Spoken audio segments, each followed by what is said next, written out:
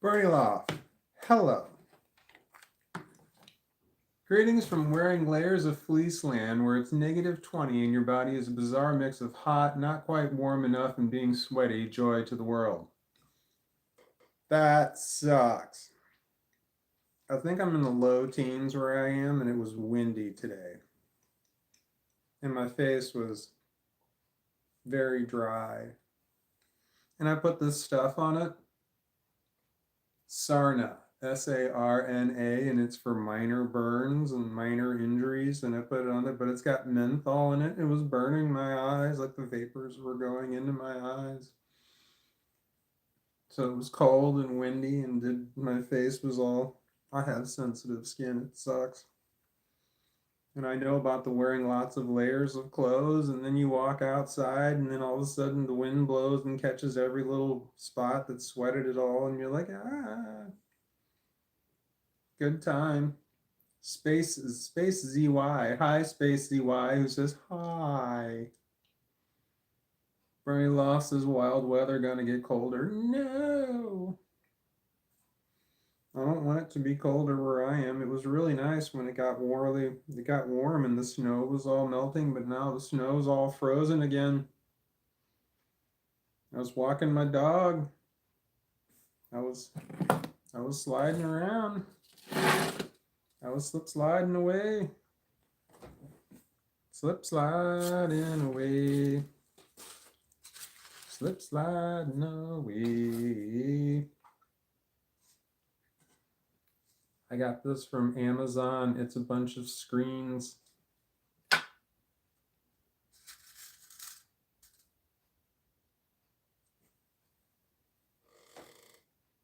Half-inch.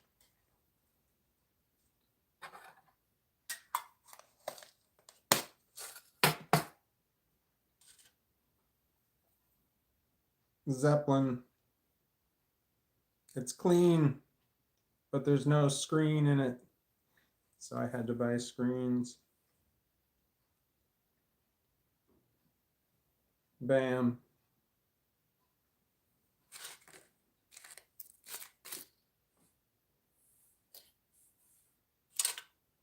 I'm still trying to be braced for my eyeball crack upon blinking. Huh? It's a legit concern how people's eyeballs not freeze. How are people's eyeballs not freeze? I don't know. I don't know what keeps your eyes.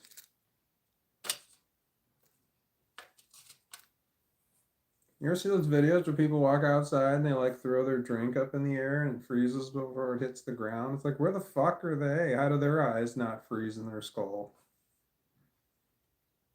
Body heat, maybe? Could be. I don't know. It's like your eyes are wet.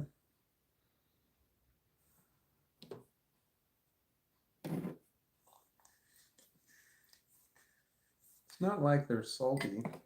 Salty eyes. I am not a fan of the cold weather. Oh no.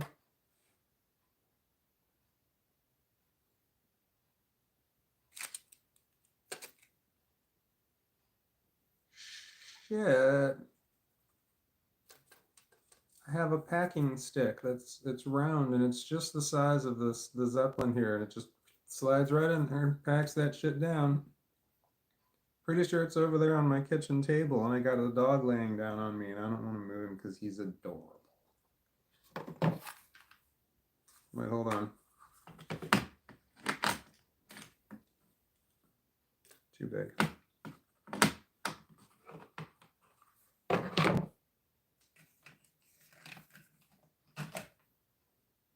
Sharpie. Too small, but it'll work. I just have to do it multiple times.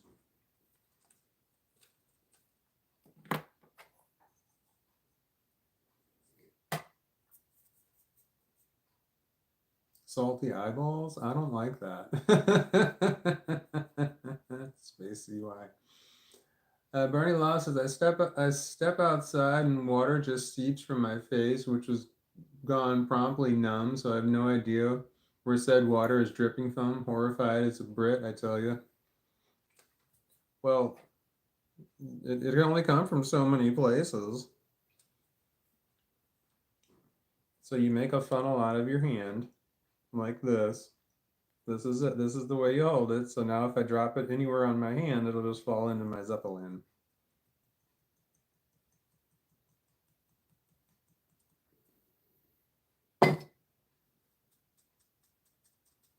Like so. I've overfilled it.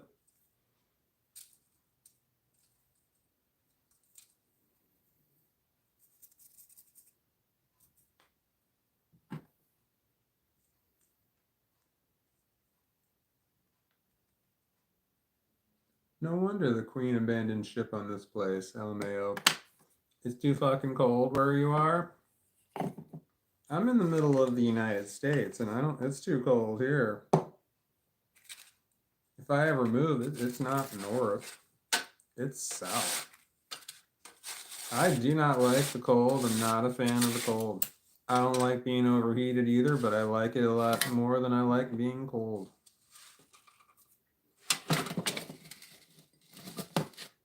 I probably don't like the cold because that's probably the way that I'm going to die. Sounds about right. Jimmy Carter, he's too lucky. Jimmy Carter too, he's lucky. Wait, Jimmy Carter too, he's lucky.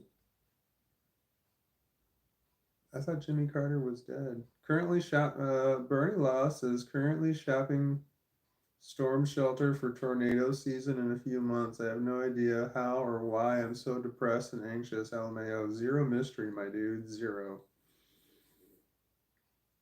Tornado season.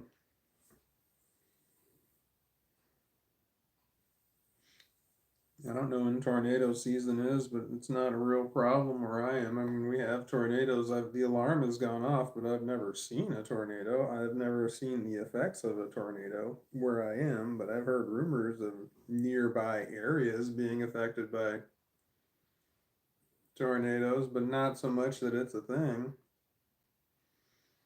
We don't have tornado shelters of any kind here, unless you have one put in, but it's very rare.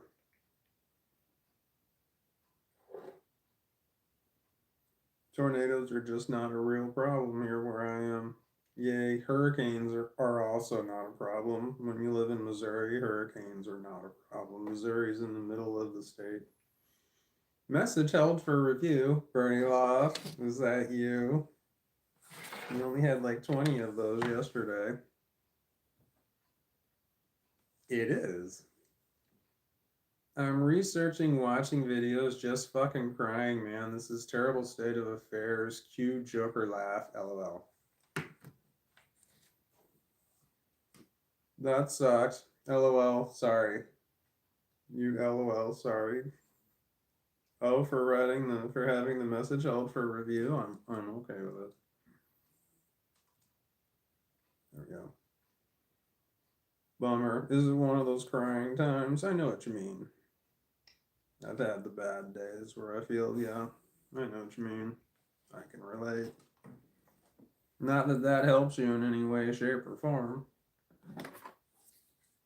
but I get where you're coming from.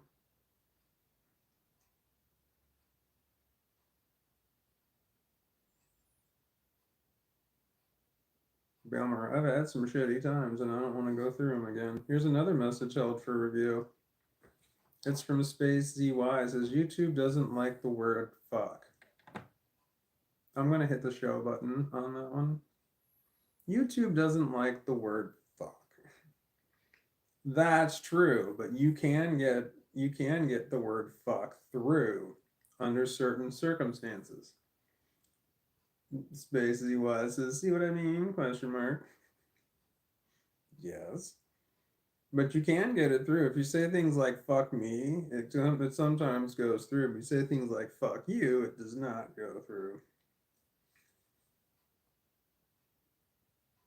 But I've definitely had it go through.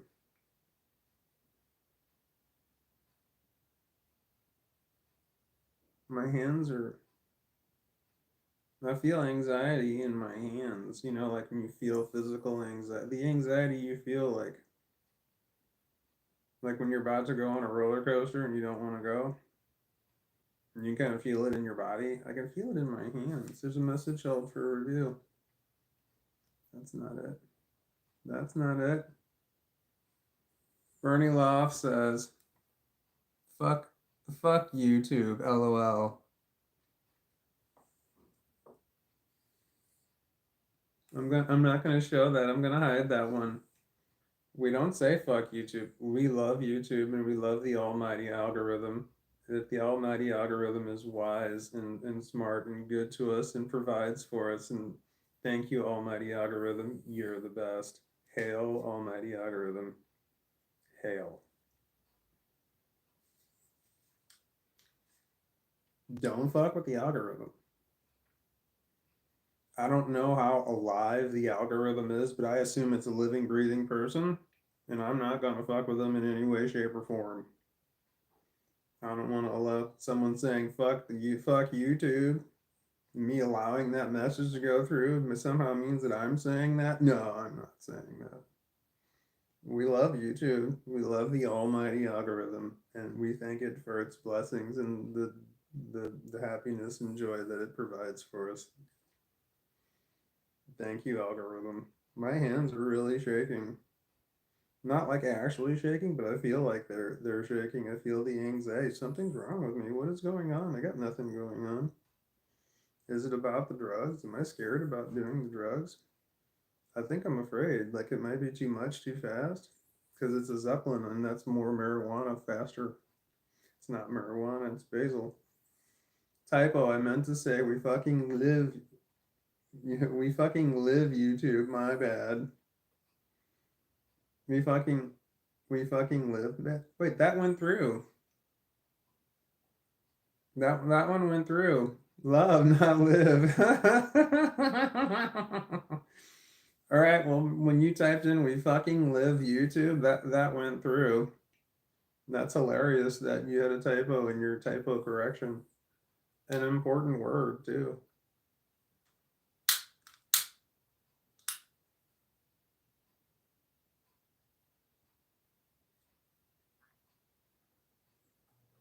When I was on my way to this, whoa.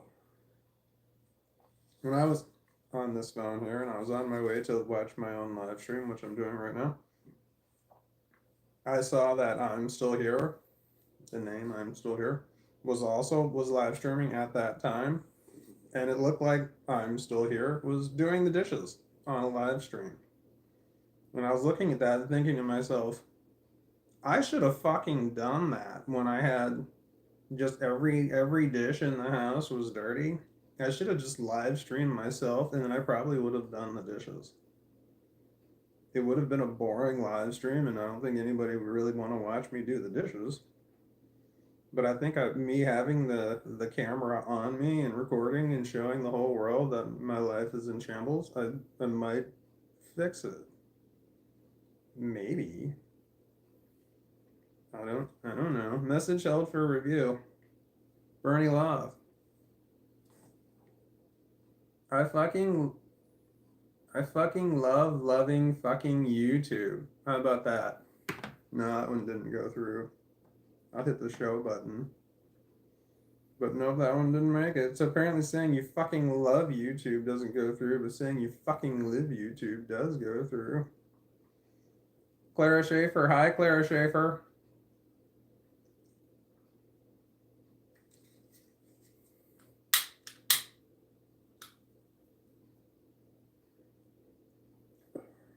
Just to catch you up, Clara Schaefer, we're trying to see if what YouTube blocks. Apparently, if you say I fucking love YouTube, it'll block that statement for using the word fucking. But if you say I fucking live YouTube, it goes right on through. Who knew? Yes, this was a lot of that is what I was afraid of. Now I understand what was going on. Now I forgot I stopped doing the Zeppelin, smoking out of the Zeppelins because it was too much, too fast, and also I hated cleaning it. Hated cleaning them. Hated cleaning them. The Zeppelin, that's a Zeppelin. To be fair, Manny Loft says, bizarre. And to be fair, I live it too. Yeah, I'm on it quite a bit myself. Probably need to be on it more since I'm a partner. I need to try and find a way to make more money. I need to take advantage of all of the different benefits I have allowed to me, but I just don't do it. I need to make more videos. I actually have made several videos. I just need to post them. Like I recorded them myself saying stuff. I just need to like transfer it over to YouTube.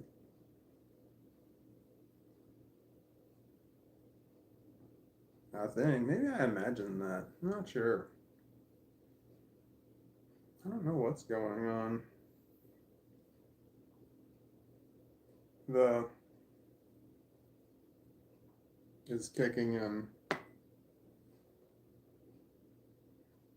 It's my first indica of the day. There's a message held for review. It's space ZY. Your shirt is very fucking pretty. Thank you very much. That message was held for review. I'm going to hit the show button.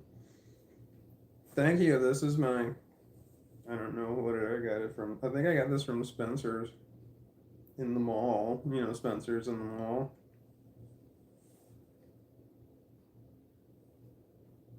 Space ZY says ha.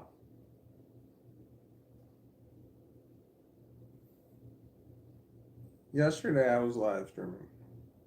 And somebody was on and they were chatting away, talking to other people, and then apparently I offended them with what I was saying. Because they disagreed with what I was saying about complex post-traumatic stress disorder. And I have this because this person had complex post-traumatic stress disorder. And I probably should have gone back and read all the comments. I only read a few of them. From what I could tell, I had offended them by what I had said about complex post-traumatic stress disorder because I also have complex post-traumatic stress disorder.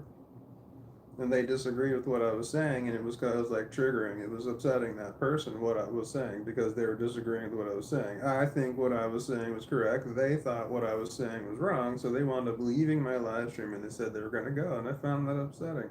And that bothered me all damn day today. Natalie Stallis says it's different for everyone. What is complex post-traumatic stress disorder? That's true.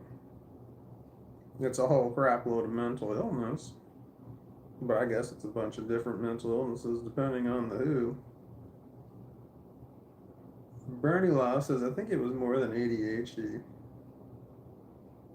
Yeah, there were this. That was it. I said ADHD can be a symptom of complex post-traumatic shit. It's some sort of attention deficit disorder. This can be a symptom of complex post-traumatic stress disorder. They're trying to say no, they're separate. They're different things. I'm like, well, yeah, it is something separate. It can be. You can be diagnosed with ADHD and not diagnosed with complex post-traumatic stress disorder. But you cannot be diagnosed with complex post-traumatic stress disorder and not have some kind of attention deficit disorder. Staying in the moment, in the reality, you're staying in your present is damn difficult when you have complex post-traumatic stress disorder. Shit fucks with your brain, man. It's hard. Anyway. Natalie Stallis is the way they feel it. Yeah, the way you feel complex post-traumatic stress disorder. That's true. I know how I feel it. I don't know how anybody else feels it, but I assume differently or the same. Bernie Law says ADHD doesn't standard. Oh shit! It fell off the screen. Doesn't standard it come with flashbacks? PTSD and CPTSD do involve triggers. Yeah, ADHD doesn't standard it come with flashbacks. Doesn't standard? Bernie Law says, aha, I didn't know ADHD is a symptom of complex post-traumatic stress disorder. It makes total sense to be presenting as ADHD in the aftermath. You can be diagnosed with ADHD, true, yeah, and then actually have complex post-traumatic stress disorder. Do you have depression, anxiety, want some kind of depression, some kind of anxiety, some kind of attention deficit disorder are all standard symptoms of complex post-traumatic stress disorder. And then there's all the other ones, the other things that you can also have with complex post-traumatic stress disorder. I don't want to go through the list because it upsets me. the more I think about it. When I first found out, I'd never heard of complex post-traumatic stress disorder until my daughter told me that I had it. I went and got tested for autism, the whole personality test, where they give you IQ tests and all the other tests. And my daughter, I came home after all the testing. It was an all-day thing. And my daughter asked me, how did the testing go? And I was telling her, and I said, I think I have post-traumatic stress disorder. My daughter goes, no, you have complex post-traumatic stress disorder. And she was a teenager at the time she said this to me, and I'm just like, what's that? And then I looked it up online, and there were it showed. I just went to the first website that was on there. It was very alarming that when you look up complex post-traumatic stress disorder, the first thing that comes up is suicide hotline numbers. I was just like, that's interesting. And then once you scroll down below that, then it I just clicked on the first one that I saw on there, and it said what the symptoms of complex post-traumatic stress disorder were. There were 11 symptoms on that website, and I had all of them. And I was like, oh my God. And I started crying. I started crying like non-stop crying. It was not a good scene. I mean, because I'm Generation X. I'm a man. I'm a father, and my daughter was right there, and I don't want my children to see me crying. They've seen me cry more than one time, but I don't like the idea of my children seeing me crying. But then I realized as soon as I read that list of symptoms of complex post-traumatic stress disorder, I said, oh, fuck me. There's no doubt that I have this. It's the DSM is then mental health diagnostic criteria book with Bible type of paper and print size. Super interesting, but total mind blower. Wait, did I miss a comment?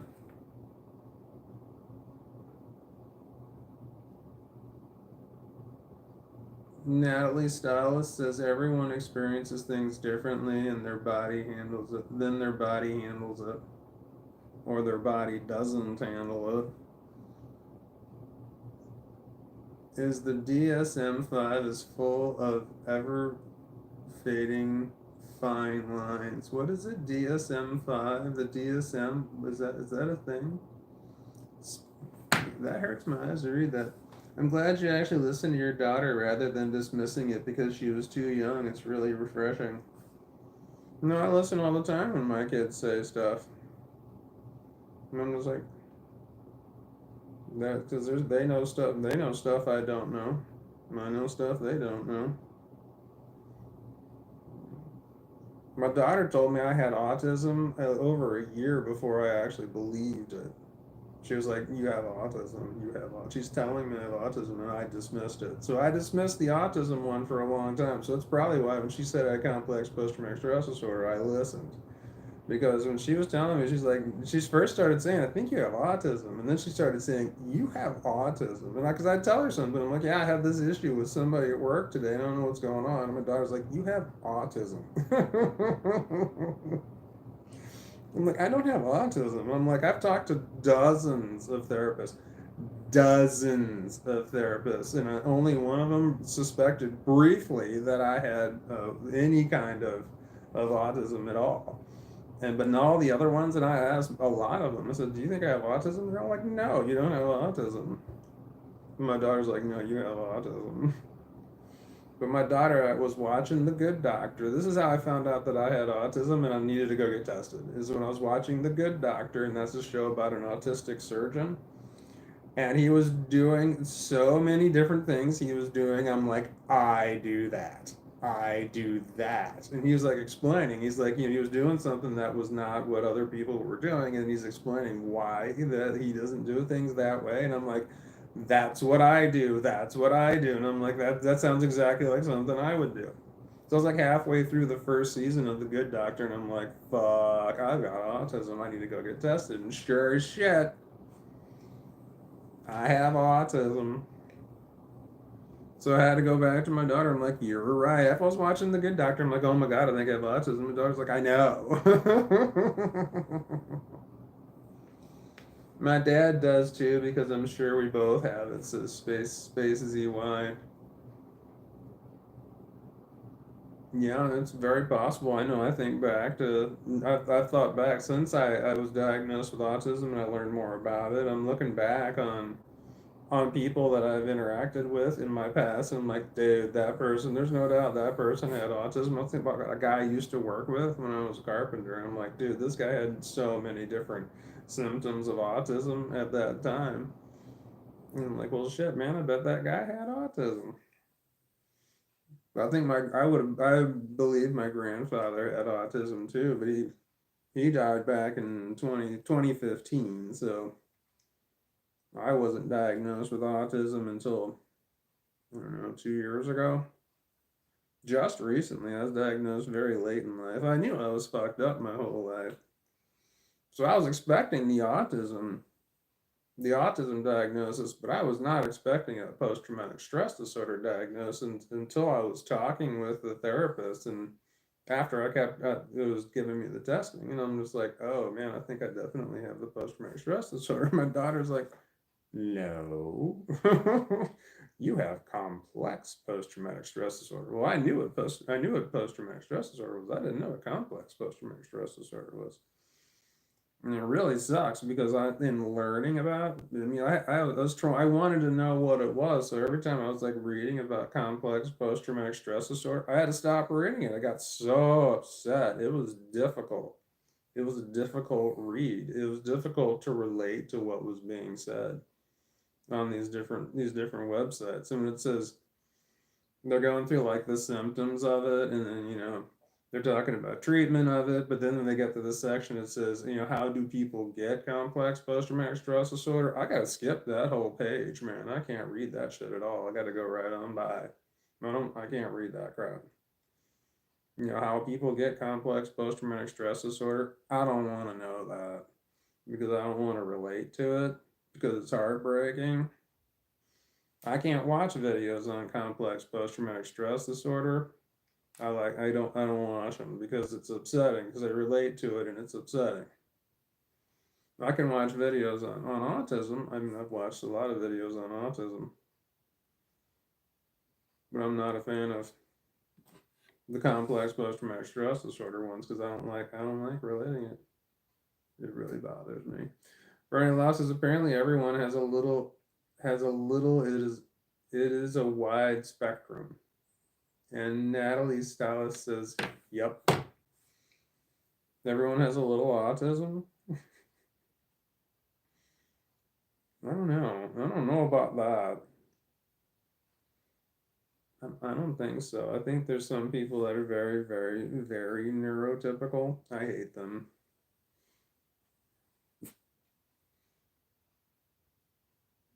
And Space ZY says, no, they don't. No, who doesn't? What happened?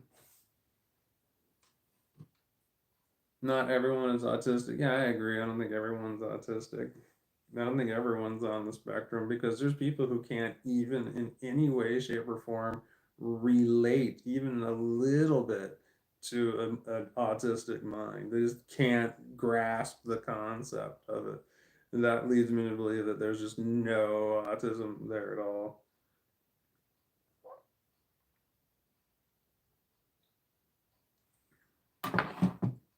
Neurotypical people can be so cruel.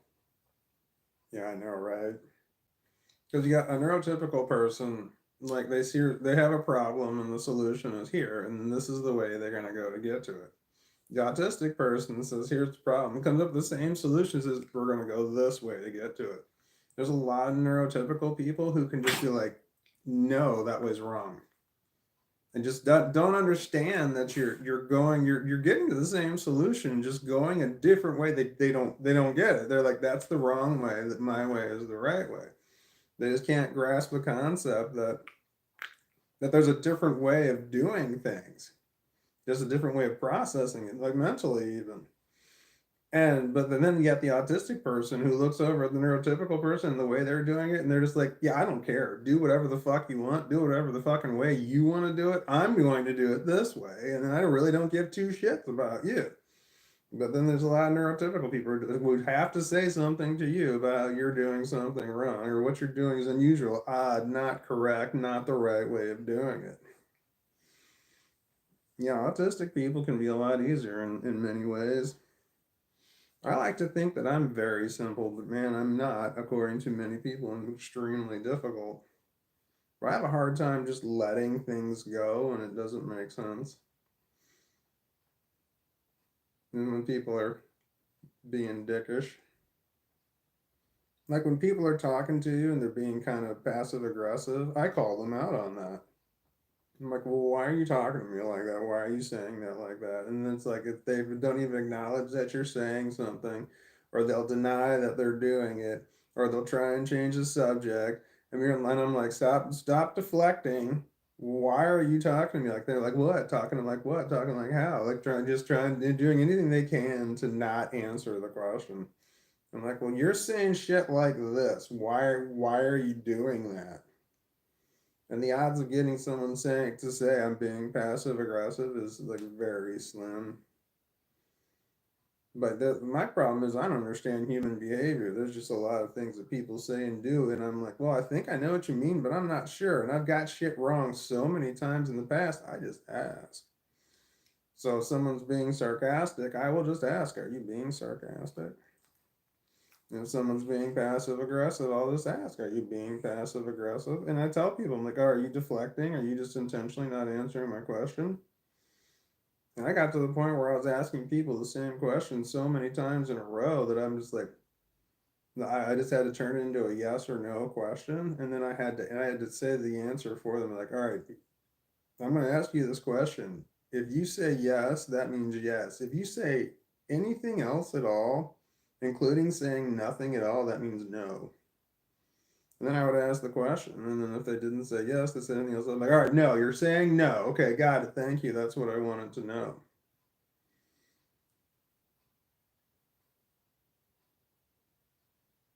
I had to do that with my ex-wife a lot. I had to phrase questions like that. I had to phrase questions where I had to make it into a yes or no question, and then it would be if you say yes means yes, everything else that comes out of your mouth, including nothing at all, means no.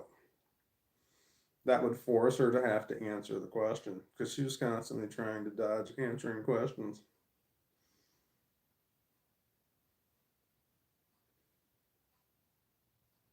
At some point, my ex-wife is going to come sniffing back around because she has no way at all of contacting our daughter. She just has no way of contacting her, but she can contact me. I know where our daughter is. I spoke to her yesterday. So, the ex-wife hasn't spoken to her own child in over 5 years. Fucking bitch. All right. So when she comes sniffing back around, I've got questions that she never wound up answering that she's going to have to answer first before I even get anywhere near the topic of saying a single word about our daughter. She's going to have to jump through hoops because I have information that she wants desperately. At some point, she's going to desperately want that information. I'm not going to make it easy for her to get it. It's going to be great. I look forward to that day. Hi, can I help you, sir? Can you see him? No, you cannot. There he is. He keeps turning his head around looking at me because he wants to EAT.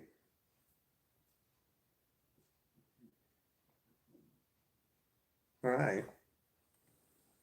You coming back around the mountain?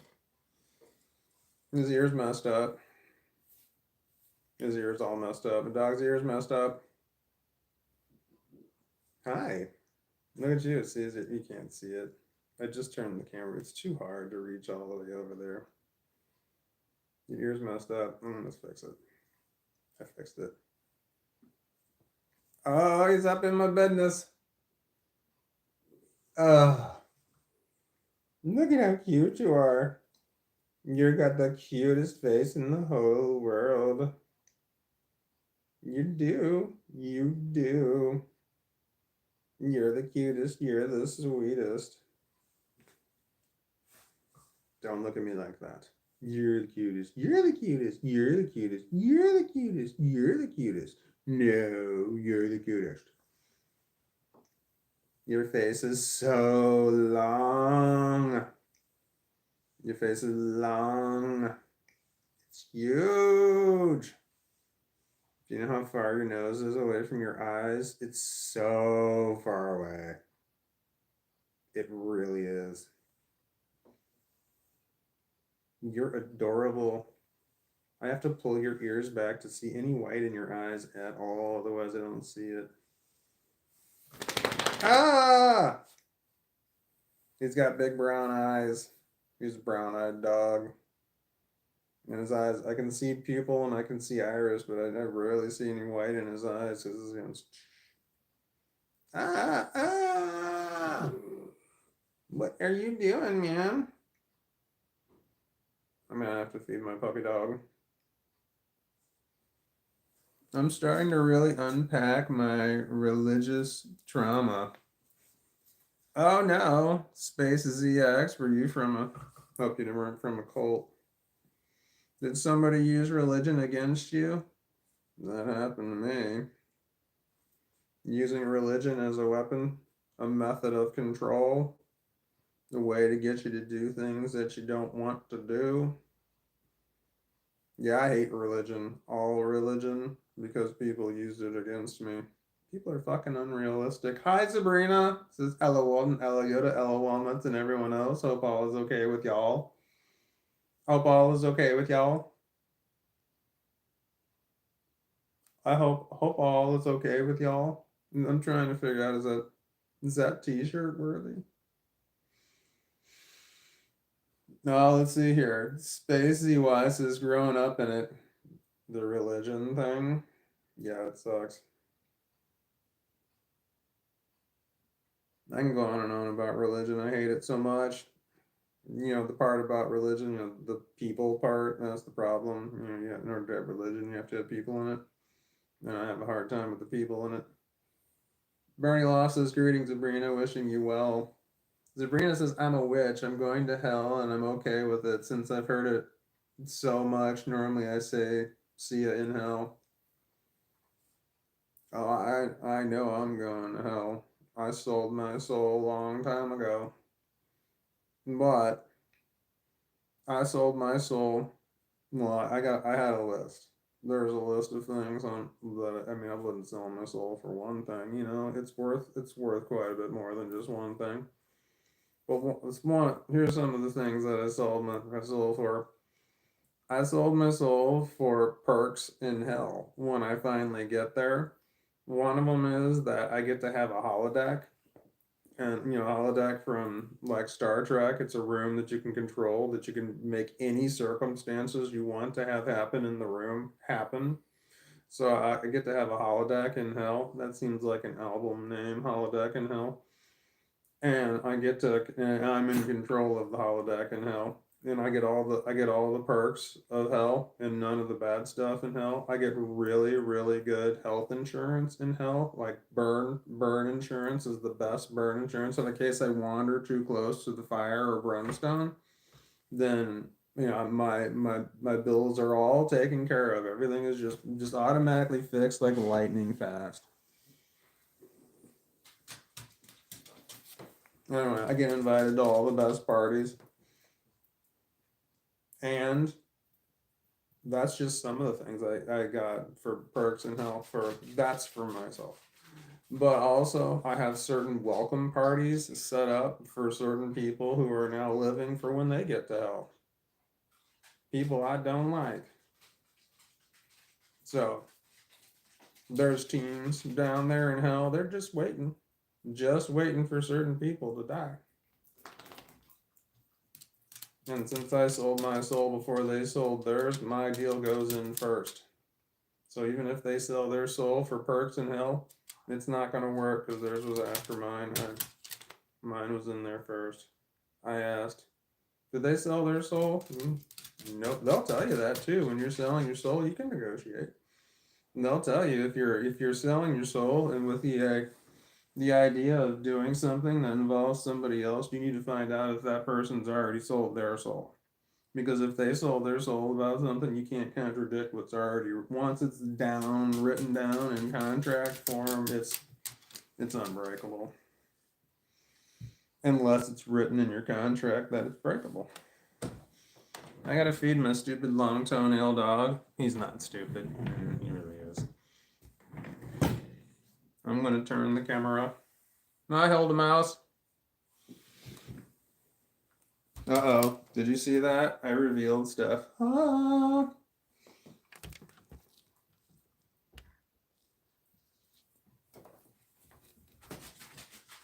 So when I was going to my own live stream, I'm Still Here was live streaming, and there I was watching I'm Still Here doing the dishes.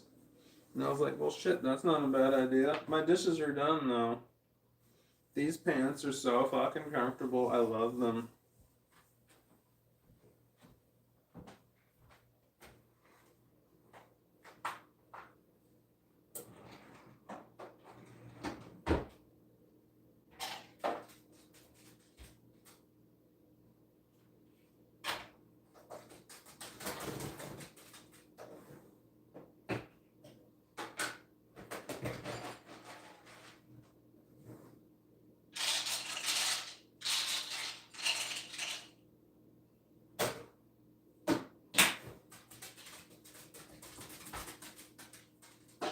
Dog. He's got water, so he's good. I have two. I have 2 water dishes for my dog because sometimes he's really thirsty and he'll drink all of one, and then when I get there and there's like one dish and it's completely dry, I feel like I'm a failure as a human. So he's got 2 water bowls.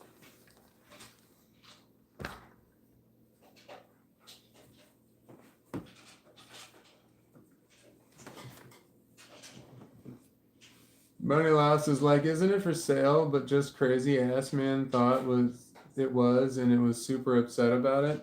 And is super upset about it. What are we talking about? And what's a crazy ass man thought?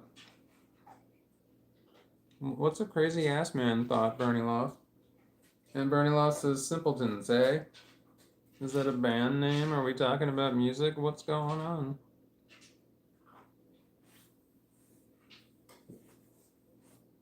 No, I'm thinking of Simple Man. That's a good song by Leonard Skinner. Ooh, what a simple man he was. Spacey Y says, I'm confused. I am normally confused when I'm reading comments because I miss some of them and I miss key parts, like very important things. So I like jump in the middle and I'm confused all the time. I just learned to live with it. Some random guy tried to buy my soul, lol. Random guy? There's no way that a random guy is going to be able to negotiate the good shit. You got to negotiate with, the random underlord. Like somebody who actually works down there. You don't want to talk with just some random guy up here. What is he? A representative for hell? I need to talk to an employee. I want to talk to the big guy. And what was he offering for your soul? Random guy 5 years ago. What did he offer? Did you ask what he was offering? Like you don't want to start that negotiation. You definitely want to hear what they have to say. Because if they offer you like money for it, it better be an absurd amount of money. And if it's not, then they're not serious.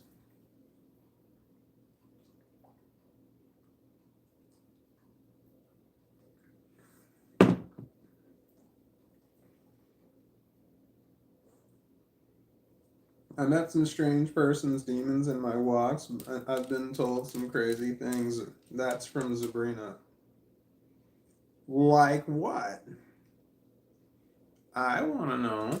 Mary lost his millions of life of luxury, no money, worries ever again, love, life, living the dream, all that good stuff. You're talking about you would sell your soul for stuff in this life. All right. But what about when you get to hell? Because this life is brief compared to whatever your life in hell is going to be. I assume. I don't know. I assume you're going to be there a while. You got to set up something cushy in hell. See, the people down in hell, the ones that are in charge, they just want your soul to be on the premises at all times. Then they get whatever they get, the perks they get for having your soul there. They just want it there. What's done with your soul, you can negotiate what's done with it when you're there. Did you ever see Lucifer, the TV show Lucifer, based on the comic book Lucifer? I think it's the DC comic. Lucifer, it's really good. It's what happens if the devil were to come up and live on Earth for a while. It was actually quite good. I sold my soul to a demon who goes undercover as my butler while I try to find the people who killed my parents. Are you Batman? That's Space Z. Bernie Loft says, priced in my soul, which I have just resisted. And it's a life in a shiny, miserable gimp box. Nah, I'm out. What's a life in a shiny, miserable gimp box?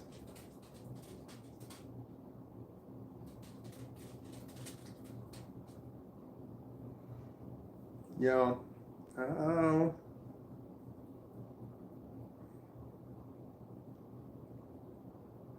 What are we doing? I should have took my contacts out. I have got some eye drops right here. Hold on. I do clear eyes.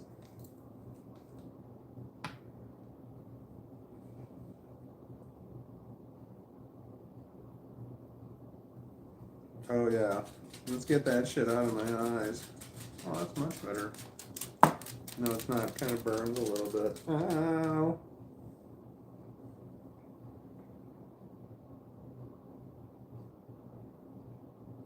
Barney Loft says, think Weinstein of P. Diddy victim. What are we talking about? Is that what life would, that's what was that in relation to hell?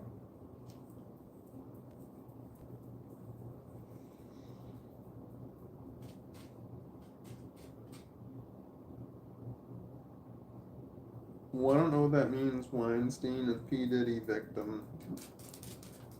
Like, because Weinstein and P. Diddy were both the bad guys. The criminals.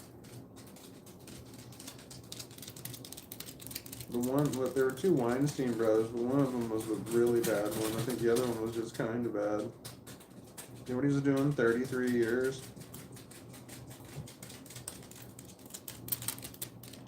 Golden Mouse said, any of you watch Dave Chappelle's monologue for SNL? It's funny AF.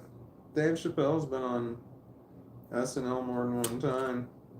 Was it recently? I don't watch TV.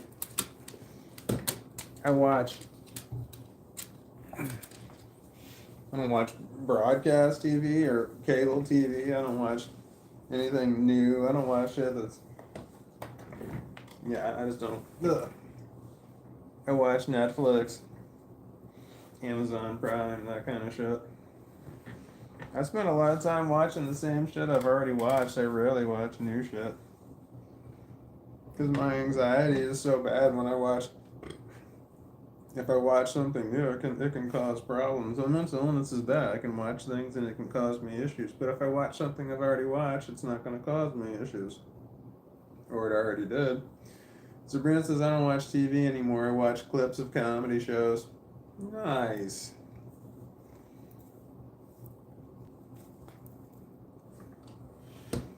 Come on. Come over here, buddy. My daughter and I were, this was years ago, we really liked watching Taylor Tomlinson, because she was very mentally ill and all kinds of mentally fucked up, and my daughter and I are both mentally ill and fucked up, so we were like, yeah, this is great.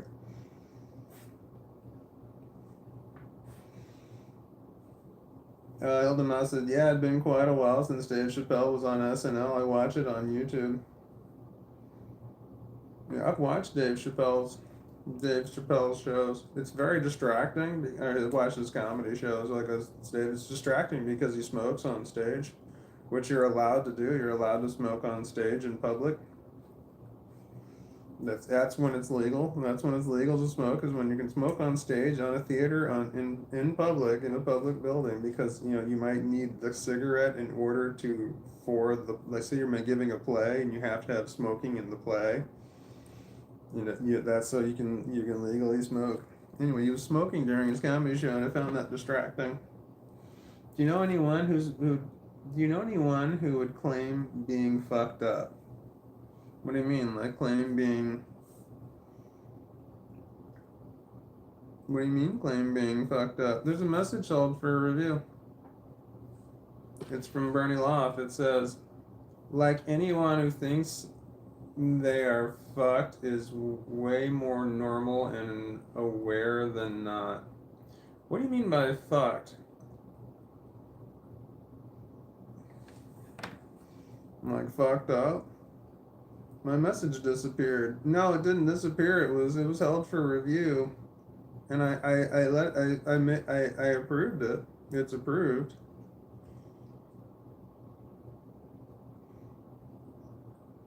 As in how you just said it. I have no idea how did I just say what? My message disappeared. Wait, Hilda Mouse, has my message disappeared? Hold on. I don't have any messages from you that disappeared. I didn't disappear any of your messages, Hilda Mouse. You approved Bernie. Oh yeah, I know. Wait, I was looking at the wrong person, and I apologize for that. And I realized it before you said something. So thank God. But no, I have no messages held from review for Hilda Mouse. But and I didn't delete anything. I don't delete messages unless they're horrible. No, I don't even do that. I just report them and they're good. Hi Den, says Orlando Bloom, question mark. What about Orlando Bloom? He married my wife. How about that?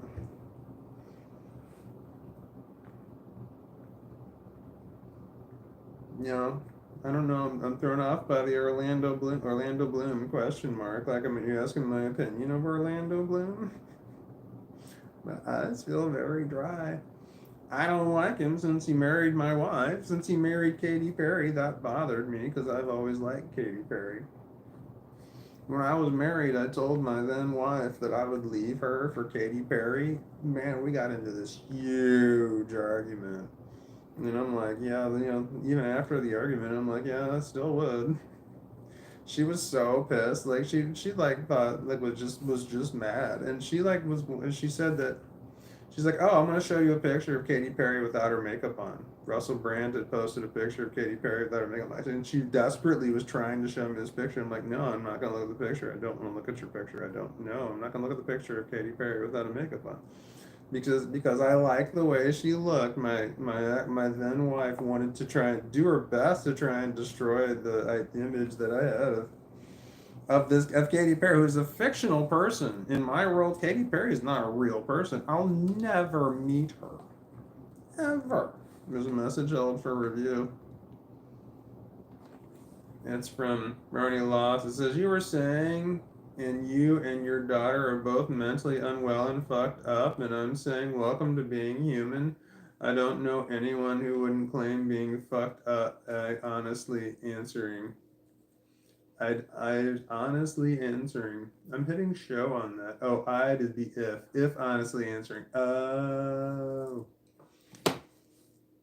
You don't know any. Wait, hold on. You wouldn't.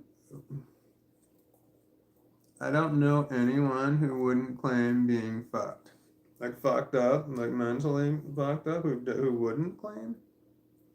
You saying everyone you know would claim to be somewhat fucked up? Is that the way I'm reading this? God, I'm really am hard to do this stuff.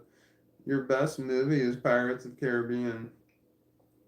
Says Dent, do you think I'm Orlando Bloom? I don't look like Orlando Bloom. Are you looking at this? No, no way. I've been told that Orlando Bloom is a pretty good looking guy. No, man. I mean, no. And again, he married my wife. Katy Perry was mine. Was mine. Orlando Bloom just came in and just swept her away. Although I mean, dating someone like Katy Perry would be have to be hard, like because like they're so public. I have agoraphobia and I don't like people, man. That would be difficult for me. Like, how would we keep that? It'd have to be a secret. It would have to be a secret. It would have to be if I was dating somebody who was incredibly famous, like the kind that have like paparazzi following them all the time and stalkers and shit. Like I've got agoraphobia too, so they'd have to like come here. See, like how would that work? Take private flights. There's a private airport here in St. Louis. It's in Chesterfield, which is in St. Louis County. Chesterfield is a city in St. Louis County. They've got a small airstrip over there, so if I were dating Katy Perry would have to like get on a private jet and then go there. Wouldn't want to fly a commercial because then she could be followed. People would find well, and then would have to like I don't know how she would get from there to here. But eventually people would catch on. Like, hold on, where's Katy Perry keep going in these private jets? Somebody would want to go out of their way to find that information out. Who's Katy Perry seeing?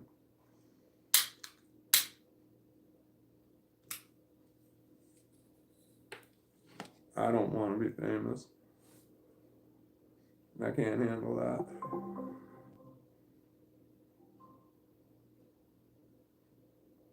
Did you hear that? I think I have a package. Bernie Loss has agreed, Dan, though Edward is a close second. Though Edward is a close second. Wait, what?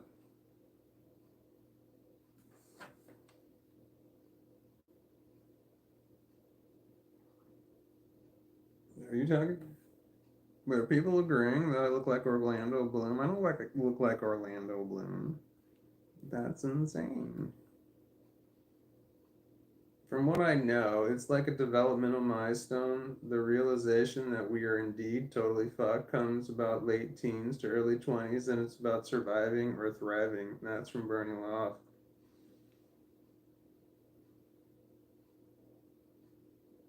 And then Space ZY says, I'm literally married to Hugh Jackman. You are? Literally married to Hugh Jackman? According to the Deadpool movie I just watched, that he was divorced and he let himself go because he had been divorced, but then when his shirt was ripped off later, it showed that he had not let himself go. So good for you.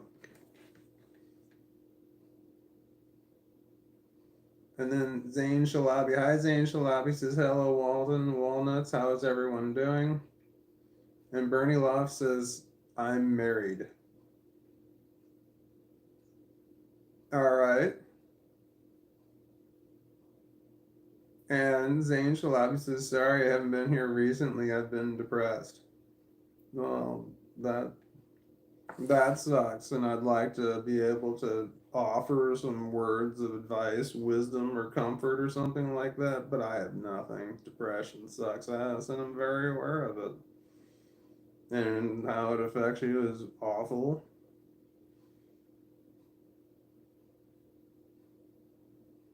I have no solution for depression. If I did, I would use it on myself. ADD medication allows me to function with depression, but the depression is still there. I did not do a live stream on Friday evening because I was depressed, even though I was taking the ADD medication. It was just too depressed. I did not do a live stream on Saturday evening because I was having dinner with my daughters and their boyfriends. And I got to meet my one daughter's boyfriend, and he doesn't talk. He didn't talk very much at all, so I don't know much about him. So I don't really have an opinion of my daughter's boyfriend. But him just sitting there and not talking at all was pretty good for me because my kids know that I suffer from a lot of mental illness and social situations are incredibly difficult for me. So just someone just being near me for the first time and not saying anything is actually pretty good for me. And then the next time I'm around them, we'll talk a little more. That kind of thing. But if someone wants, like a brand new person talking a lot right away, that can be troublesome for me. And I could be like, whoa, and freak out and run away and never come back. But I gave my kids rules. Like I told my kids I was going to take them out to dinner, and I'm like, and my daughter's like, "Can I bring my new boyfriend?" I'm like, "You want me to meet your new boyfriend?" She's like, "Yeah." And I was like, "Oh, okay, no shit." And I said, "All right, that's totally fine." But here's what I told him. I said, I don't know my daughter's boyfriend. I don't know what he's going to say or what he's going to do. So I said, one thing is that I'm paying for dinner, and I don't want any pushback on that from anybody. Another one was let him know I don't shake hands. It's just not a thing. I said establish where everybody is going to be seating and sitting down, so that when we get there, it's just automatically set up. And I said I do not want to sit next to the new boyfriend. And there was something else I said also, and I forgot what it was, but that was very crystal clear. I said I need to. This is what I need in order to make this event happen, and they did really well. To have to say, we were sitting. I got there. They were already there when I got there, and they were sitting in a round table, and they had the one seat open. And I was sitting between both of my daughters, so my daughters were on both sides of me. So that was fantastic for me. They did very well. So here I am in a situation, a social situation. One, I don't like going out in public in the first place, but then also somebody being at the table, I don't know. That's difficult for me. But they did great. My daughters were on both sides of me, so that worked out well.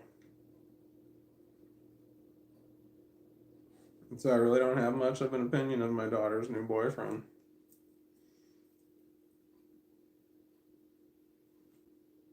But that means I don't have a bad opinion of him. So I didn't get any bad vibes or anything from him. And, I don't know. I just don't know anything.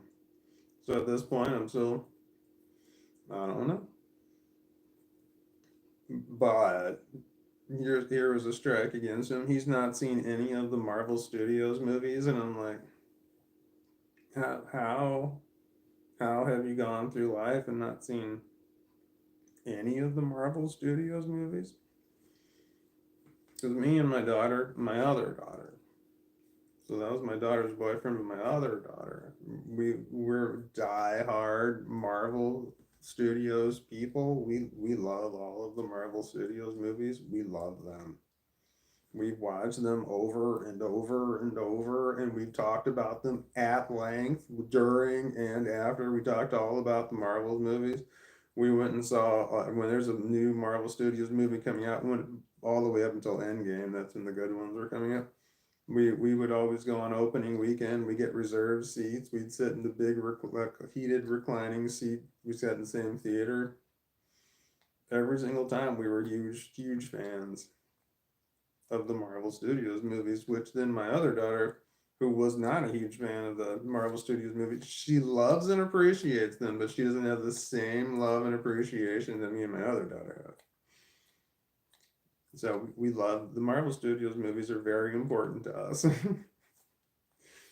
So how could she be dating somebody who's not seen any of the Marvel Studios movies? I gotta question that one. I'm like, come on, something's wrong there. Where am I? Space ZY says, yeah, I'm comfortable. I'm uncomfortable sitting next to strangers. Luckily, I was sitting on the end seat by my friend on the other side of the movies for Sonic 3. Ronnie Law says, I hear that, Zane. Heavy or are mild can go into overdrive with threat detection. Good on you for not always believing it. Damn it, I feel like I missed something important. I can't read. It's difficult for me to read the screen because I got my contacts in and they're not great. We went to Monster Jam yesterday. It was okay, but it was super loud. Monsters out with monster cars. Oh man, so loud. When I've been the first monster truck rally thing that I went to, there was a guy walking around. He was selling souvenirs and stuff, and he's like hats and I don't know what else he was selling, but he said earplugs was something. He was screaming earplugs. I mean, like I remember thinking that's weird. Why is he selling earplugs? And then shit, man, when this day started going, it was so fucking loud.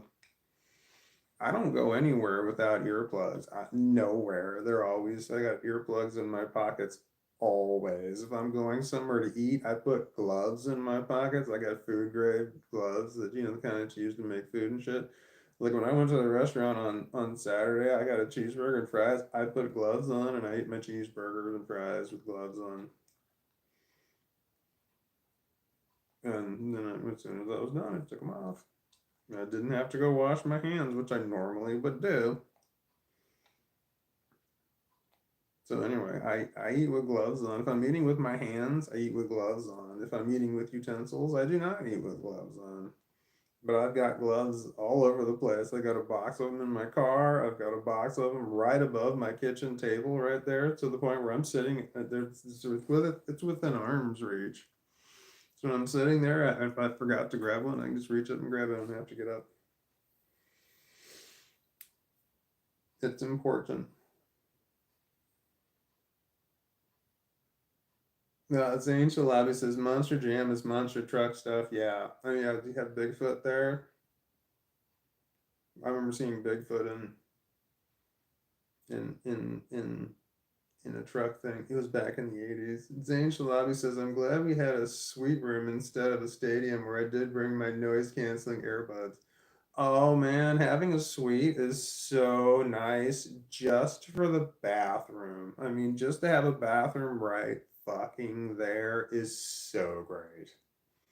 It's so great. I love having the studios. I've seen a lot of things in the suites is what it is.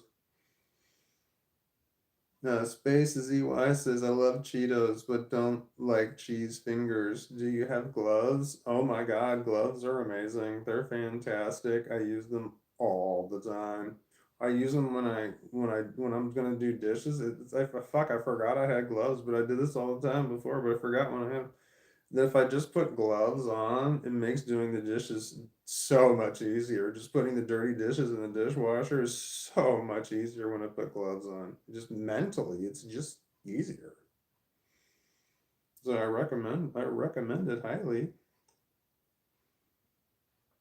Zane Shalabi says we had bathroom, we had cool food, we TVs. We had TVs. Also cool. Yeah, I love the suites. They're great. The suites in the stadiums.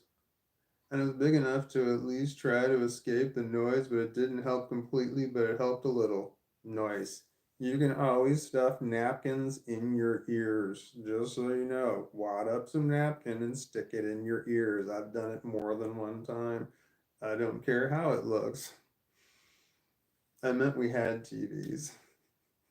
Space CY says we eat TVs. Okay, I'm going to.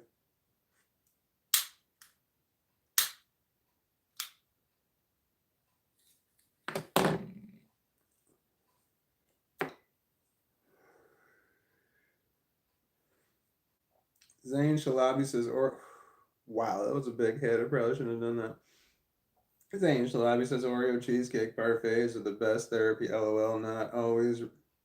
Try real therapy first. Does the real therapy work for you, Zane Shalabi? It sounds like you're always doing something interesting, Zane Shalabi. Zane Shalabi.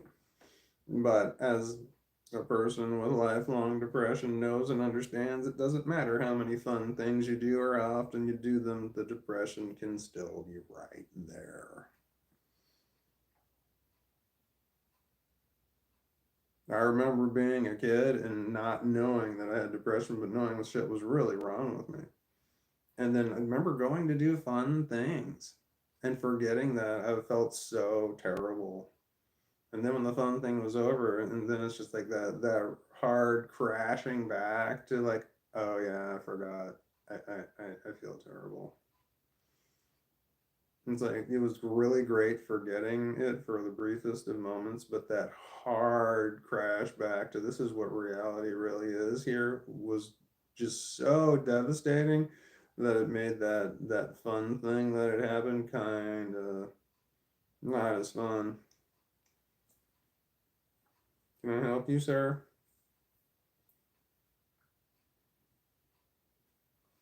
Ow. Is that the other one? There you go. Can you see the dog? I was trying to get the word basil in there, and I don't fucking know why. The dog's more important. Nobody gives two shits about basil or me. I'm telling you, man, the dog is where the money is. Like, if I could just have the dog's face on the screen the whole time while I'm live streaming, I'd have like 100 people watching at one time because they'd just be like, this dog's so cute, I can mute that guy. Even when I'm doing fun stuff, I still don't feel good. Yeah, I know the feeling. That's Zane Shalabi. He says, Spacey, why? I'm scared of talking to strangers about my problems face to face. I don't fucking do it.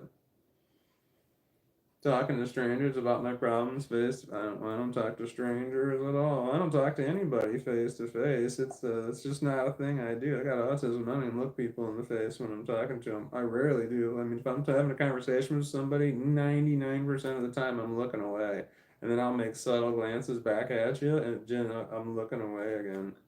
I will look at you if I need to, like you're giving me a hand gesture that requires me to pay attention, that kind of thing. Otherwise, I'm not making. And face to face is not a thing. It's more like face to the side of my head. But I can talk to complete strangers about my problems because if you're completely strangers, I'll never meet them again. Actually, I can talk to anybody about my problems. Now that I think about it, it doesn't matter. I've been live streaming and I've made thousands of videos about all my problems. I got so many fucking mental problems. I've discussed it so many times that it's just really easy. It's kind of like I can just say the word. I already got the wording put out of what I want to say. I could say if I was wanting to talk about any kind of mental illness that I have in any capacity to relate to any situation that's happening, and then tell it to somebody. I've done that already, so it'll just go through the motions of. I don't even have to think. I can just start saying it. I have complex post-traumatic stress disorder. It's a fatal mental illness. One of my bosses today walked up to me and gave me my W-2. He handed it to me, which was really weird. One of the owners of the company, but I made the mistake of my back was facing the direction that people would come, and I was sitting down, and he got within like 5, 6 feet of me, and he said my name, and I jumped, and then that was disturbing to me, and that bothered me for hours after that. Like to the point that I feel like I should say something to him. But I'm not 100% sure what I would want to say. But the other owner of the company, the one who hired me, that I've known for like 10 years, and I've worked with for like 10 years, uh, he knows, he's very aware of my mental illnesses. Like I almost want to go to the other owner and say, all right, this is such a minor thing to everybody else, but it's a big thing to me. So it's difficult for me to explain the things that mean nothing to other people that mean something to me and have them get it is difficult. But I have the company that I work for is incredibly sympathetic and supportive and accommodating to my mental illnesses. It's insane how accommodating that they are. It's really nice. Everyone knows I have autism, but I blame all of my symptoms of complex post-traumatic stress disorder on autism. I have no problem telling people I have autism. I don't want to tell people I have complex post-traumatic stress disorder. I have the shame that's associated with it. I can tell people if I'm in a situation where someone's doing something like I don't want you to do that, and here's because of complex, but I can tell people, but I prefer not to. I just blame it all on autism. So I don't like having people near me. So when people walk towards me, I step away. But everybody at my work knows that they're not to get too close to me because they know that I have autism. Well, I don't get that close to people. When people are, I mean, I go out of my way to make sure that I'm nowhere near to someone else.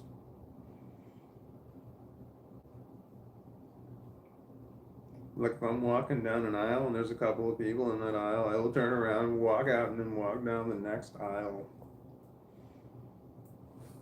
And I'm not subtle about it either. I'm trying to get from point A to point B, but I don't want to pass around.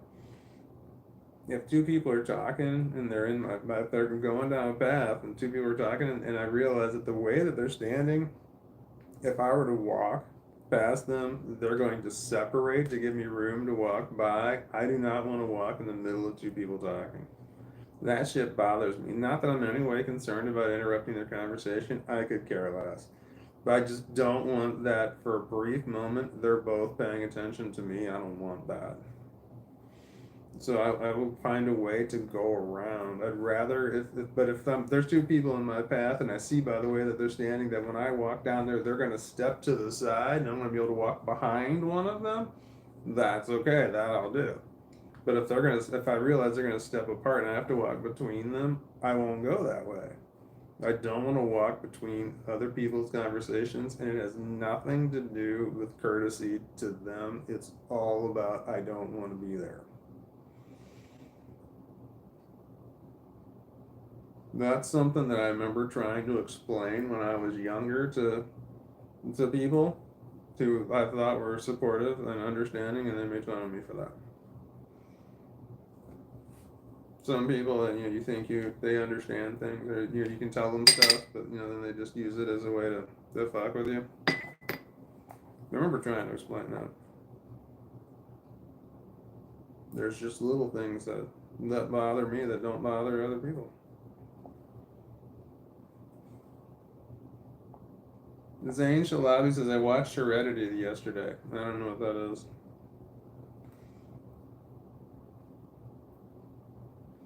Spacey Y says, yeah, I have a bad body image issues, and sometimes I don't want to go out so I don't have to be perceived. Bummer. I don't know how to. I got nothing for you on that one there. I don't know how to help you in any way, shape, or form with that. What I do, I've done this many times when I go out. I do this. If I could grow more facial hair, I would. I've worn sunglasses too. I don't have sunglasses here. I would show you. But I definitely hide behind my facial hair, my hoodies, I hide when I go in public. I try not to make myself obvious at all. But I'm 6'4", 6'5" when I wear shoes, so it's difficult for me to hide. And I got like long hair. I'm like a big tall person with long hair. It's just unusual. Most really tall people don't have long hair.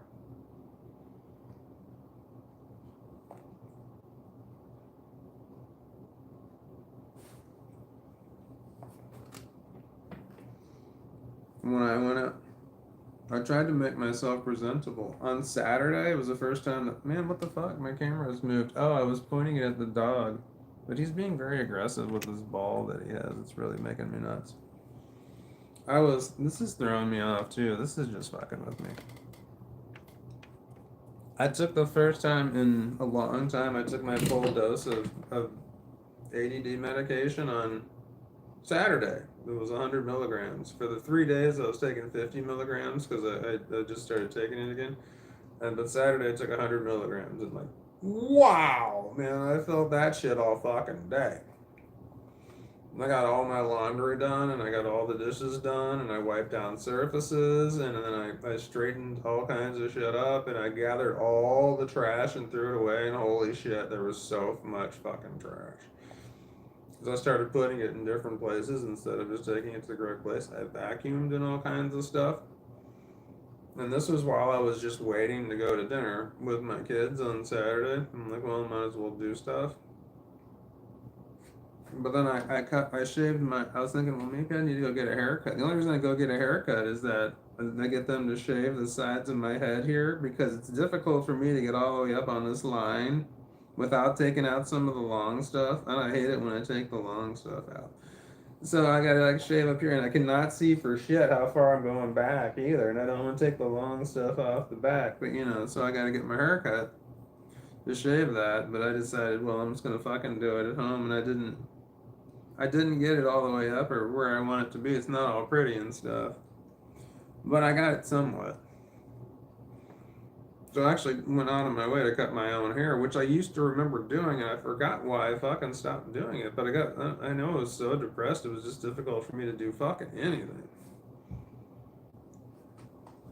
Oh, I remember I went out to get a haircut. That damn, I was like, I have fatal depression, depression that only ends one way, it's terminal. And shit gets bad, like so bad that yeah, remember I was unemployed. I was looking for any reason at all to leave the house, and then actually have a conversation with a person in real life. So I decided to go get my haircut, and that would solve two things at one time. And also, somebody would come like close within my proximity, and I'd be okay with it. And that's why I started getting my haircut for my mental health reasons.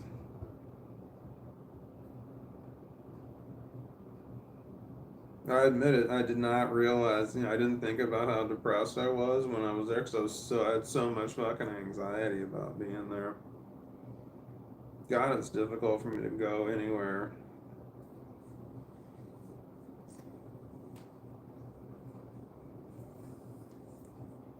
And it's weird now. It's been like this for so long that I don't want to go anywhere. I don't like going places at all. That I don't want to change it. It's right here, buddy. Right here. I don't want to change the fact that I'm like this because then I don't know who I would be. If all my mental illness went away, this thing that I identify as part of me, it's just as big a part of me as like anything else. My mental illness is like this huge part of me. If it were all of a sudden gone, who the fuck would I be? I feel like part of me it would have died.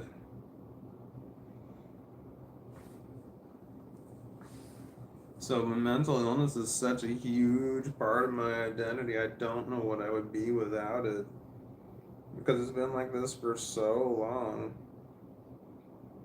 So it's like in some respects, I don't want to get rid of it. I want to lean on it like an old friend because I'm familiar with it. My mental illness is it's based on a broken foundation. And I've got all of these systems in place that are built on a broken foundation. And if that's my whole world is just built on this really shitty platform. And if all of a sudden the platform is now fixed and correct and great, all of these systems now become obsolete or even making shit wrong. Like the platform, let's say the original shitty foundation was tilted a little, so I have all these systems that allow my shit to go up straight, but it's still a wonky design because it's all on a shitty ass platform. If all of a sudden, boom, this shit straightens out, and now all of these course corrections that I had made in order to get somewhat straightened out are now going to cause me to be flying off the rails. This is a whole shitload of metaphors right there that I jumbled together to make that very confusing. So I don't know how much of it. I think it's a larger part than a smaller part that doesn't even want to fix the mental illness anymore. It's just like fuck it. This shit's bad, and it's just like it's easier just to let it get worse than it is to actually try and fix it because we've been trying for so long. I don't know. I don't know. I'm not this. I go back and forth between wanting to fix the problem and then just wanting to give up. It's like fuck it, shit's bad. What do I care? Let's just do a whole shitload of drugs, make shit worse. How bad can it get, right? Well, it can get pretty bad. I feel like I was letting my house get dirtier and dirtier under the idea that I'm going to hire somebody to come in and clean my house. So what does it matter if it gets dirty or somebody's coming to clean it? I've got agoraphobia. I'm not going to hire somebody to clean my house, and I know this to be fact, but somehow in my mind I'm like, oh, I know my bathroom sink is really disgusting, but someone's going to come along and clean it. It's like, I'm not going to hire somebody, but I think I'm going to hire somebody. Well, soon I'm going to hire someone to just come in and clean my house. I'm not going to do that, but I'm sure I will soon. But I'm not going to do that. I have this ongoing battle in my head, and I'm having it out loud. It's this nonstop back and forth in my head about hiring somebody to clean my house. There's part of me is like, no, we need somebody to come in and clean the house, and there's other part of me is like, no, we're never going to do that. No, yes we are, no we're not. Yes we are, no we're not. It's just back and forth, and then my house just gets dirtier and dirtier while I'm trying to figure that shit out. I know there's some denial going on there. I have denial. It's a thing. Ow, I hurt. Sabrina says you have good sized tanks, Zane. Now I remember, that's cool. You own tanks? Like the military kind? No, fish tanks. I remember now. I like fish tanks. I just don't want to maintain them. But I like the idea of fish tanks. I would like to have fish tanks in my home. I just don't want to maintain them. And I don't even know if I'd want to feed the fish. I think I'd rather have somebody else do it because then I don't fuck it up. I need to have a lot more money so I can have somebody professionally maintain my fish tanks. But all right, let's pretend that we have stupid money and we can do whatever we want. What I ideally would like to have, and I can see this very clearly in my head, it's a cylindrical fish tank, so it's a big cylinder, but it's a cylinder that's really big. Like you can get a person down in there scuba diving. It's really big, and it's 2 stories, and it goes through the floor. So like you're on one floor, and you can see and then you can go down the next floor. You can see like the bottom half of the fish tank. You can go on the other floor. But it's dead center in the middle of the floor. It's like the floor is built around the tank. So you can't see the floor below, but you can see the fish tank. So anyway, I see this 2 story fish tank in my mind, but then you gotta like go up the next level in order to get down into it to like clean it and shit. But I don't want to maintain a fish tank. That's just work I don't want to do. Not that I don't want to do it. I do want to do it, but I'm afraid that I'll fall into one of. I mean, I get so depressed. I have these depressive episodes that I want to let everything die. I mean, thank God I haven't done that with the dog because he's not gonna be not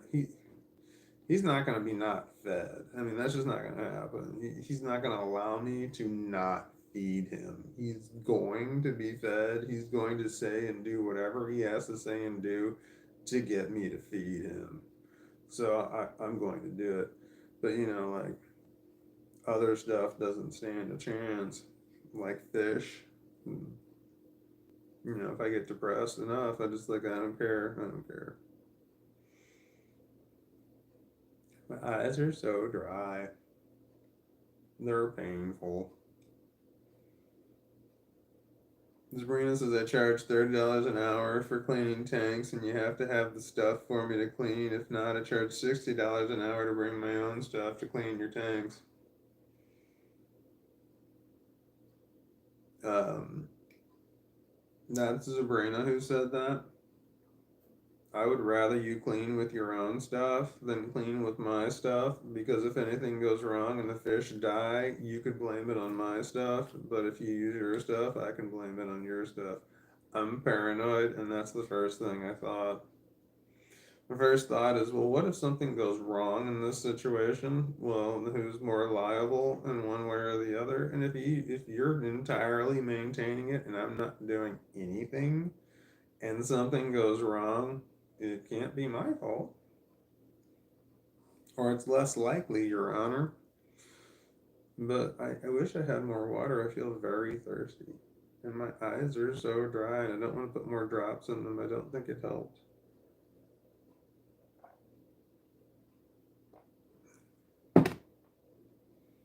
I would hire somebody to do the fish tanks. Well, what about saltwater fish tanks? Aren't they less maintenance than a freshwater fish tank?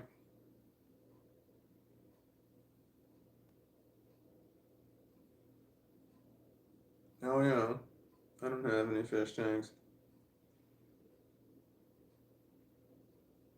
I had one. The last fish tank that I had one. Right. So I was in my early 20s, and I lived on my own, and I drank too much, and I did a lot of drugs. So I'm about to burp. No, I'm good. So me having a fish tank, the odds of me killing the fish were pretty good. But I really wanted to keep the fish alive, so I put a lot of thought into it. I wanted a Siamese fighting fish, the beta. There we go. I burped. I don't feel like it all came up. I feel like there's still more burp in there, and it's going to come up at the wrong time.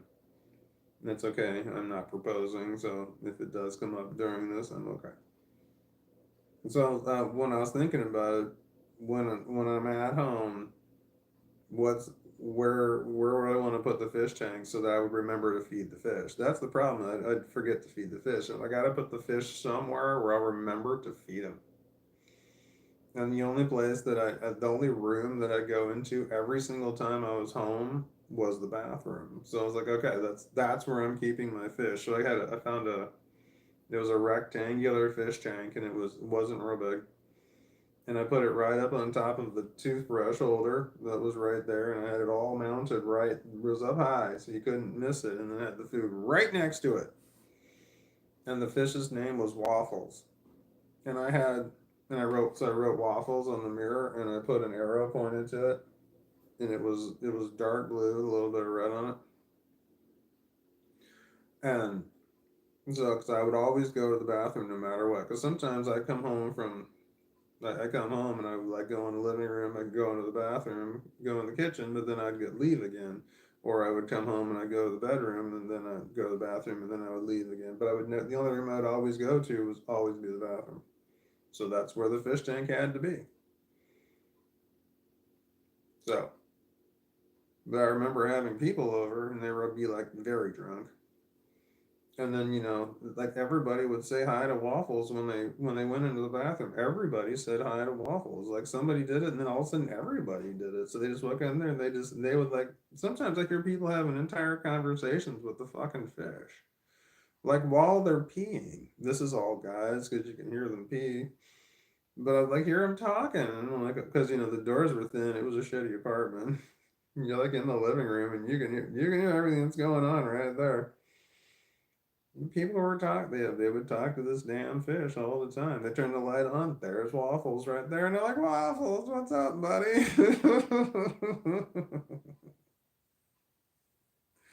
Had them for a long time. I don't remember how long I had them, but I know it was a while. I remember looking for another fish tank for the bathroom, specifically for the bathroom. I wanted one that had a very small surface, but I wanted it to be very tall. And I would have put it on the, and I could put it on the sink, and it wouldn't take up much space, but he would have all kinds of room to run. But I was kind of poor at that time. I had plenty of money for drugs and alcohol, though. Don't worry about that. I always had money for marijuana, just marijuana was not available. It was the 90s. Marijuana was illegal at that time.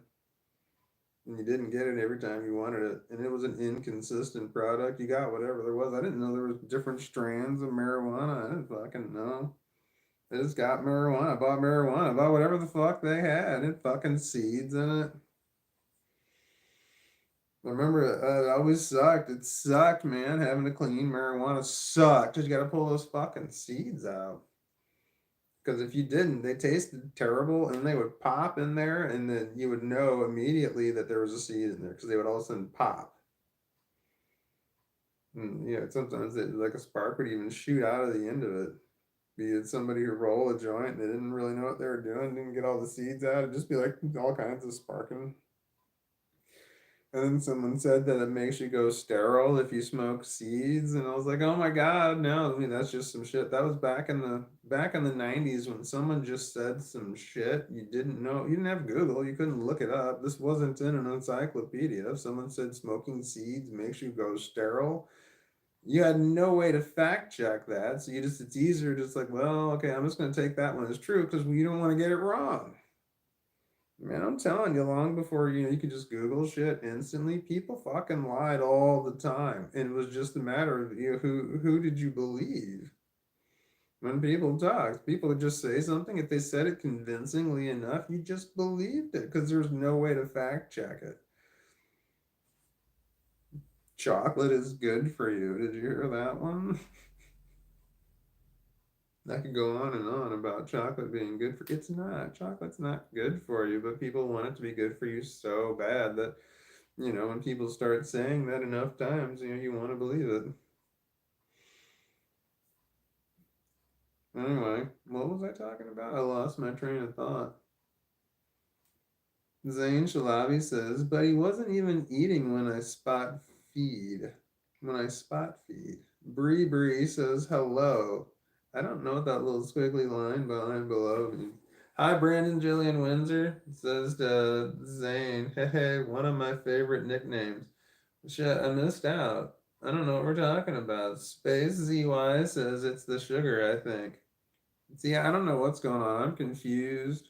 I remember mentioning this earlier. When I do read comments, I read the most recent ones and miss all the whole conversation. I just basically get up in there. Here we go. Brandon Jillian Windsor says Walton. Oh, that's me. Chocolate may not be good for you, but I'm going to delude myself into thinking it is. LOL. Here, how about this? Dark chocolate has more antioxidants in it than milk chocolate. So people interpret that as, oh, dark chocolate's good for you. So you can, and if you want to, you can make yourself believe that. Oh yeah, because it does. It has more antioxidants in it, so it must be good for you. It's like no, but it doesn't matter. If chocolate makes you happy, then it's good for you. Right? Right. I don't want to discourage anybody from having chocolate. Sabrina says it could have gotten hit by a lionfish. It's not happy at all. What are we talking about? Zane Shalabi says, hi, Bree Bree. Bree Bree says, I managed to leave the house today! Exclamation point. Rock on, Bree Bree. Good job. I hope that goes well again. I hope that you can repeat that as often as you want to. Zayn Shalabi says, maybe that's it. I never even thought of that. Maybe what's it? I don't know what we're talking about. Zayn Shalabi says, yeah, we're so proud of you, bravery. We are. Getting out of the house is hard. It really fucking is. But I mean, to people who are neurodivergent, it can be hard and they understand it. Neurotypical people are just like, just go get your fucking mail out of the mailbox. I'm like, no, man, I can't. What do you mean you fucking can't? It's right fucking there. Just go get your goddamn mail. Jesus Christ. Or if you want something from the grocery store, just go there. It's like, I can't. Riri says, for my B-Day, Longhorn Steakhouse, LOL. I love Longhorn Steakhouse, so that's not a bad place to go when you do get out. Brandon Jillian Windsor says, I agree. I'm here for a good time, not a long time, so chocolate is good. I agree. Zane Shalabi says, happy birthday, Bree Bree. Fuck, Zane, that didn't even occur to me. It didn't even occur to me that somebody said that today was their birthday. It didn't even fucking occur to me to wish them a happy birthday. Never once entered my mind until you just said it right there. And I'm just like, motherfucker. I can't believe that my brain just doesn't register that. It doesn't register and it does I don't think to do it. So I mean I'm having a conversation with somebody and they tell me that it's their birthday. I'm like, okay. And then I'm like I keep going, whatever else I was talking about, it doesn't occur to me to say something about the fact that it's their birthday. I don't know why, but that's really just the way it's always been. That's gotta be an autism thing, I'm thinking. Sabrina says, "Good job, Bree Bree," and hello, Brandon, and happy birthday, Bree Bracy. So nice. People are so nice. Spacey Y says, I haven't went out for my birthday in like 2 years." Bree Bree says, "Ha ha, thank you." I went out for my birthday. Where the fuck did I go? I don't remember where. No, my daughter. No, I did go out for my birthday. I did go to a restaurant. It was a local restaurant. They had cheeseburgers. It was their thing. It was great. Brandon Jillian Windsor says, "Hi, Sabrina," and emoji. And then Bree Bree says, "Happens to me all the time." What? Spacey Y says, "But good job, Bree Bree. Happy birthday." See, everybody else is saying happy birthday. Fuck, I still haven't said anything about it. Happy birthday, Bree Bree. Fuck, I still didn't say it. I mentioned that. Oh my God, what the fuck? All right, Sabrina says, "Don't worry, Walton. I forget to say things like that too, like happy birthday to persons." It's just like, I might say something like, "Oh yeah, it is your birthday," and then like keep going with something else. Zane Shalabi says, "My birthday's on Friday and I'm hanging out with my best friend on Wednesday." Zane Shalabi says, "I'm terrified, lol." You're terrified of your birthday, or you're terrified of hanging out with your friend on Wednesday? Sabrina says, "Zane, you might have to rehome your lionfish or the eel. The eel might starve itself to death because it won't go near the lionfish." See, you guys are talking in a language that I don't understand. Brandon Jillian Windsor says, "Happy upcoming birthday. You got this. You're gonna have fun." What? What are we terrified of? What are we terrified about? My eyes are so dry. I want to take my contacts out. My puppy's on me and he's adorable. I'm terrified of both. LOL. You're terrified of hanging out with your friend and well, why are you terrified of your birthday?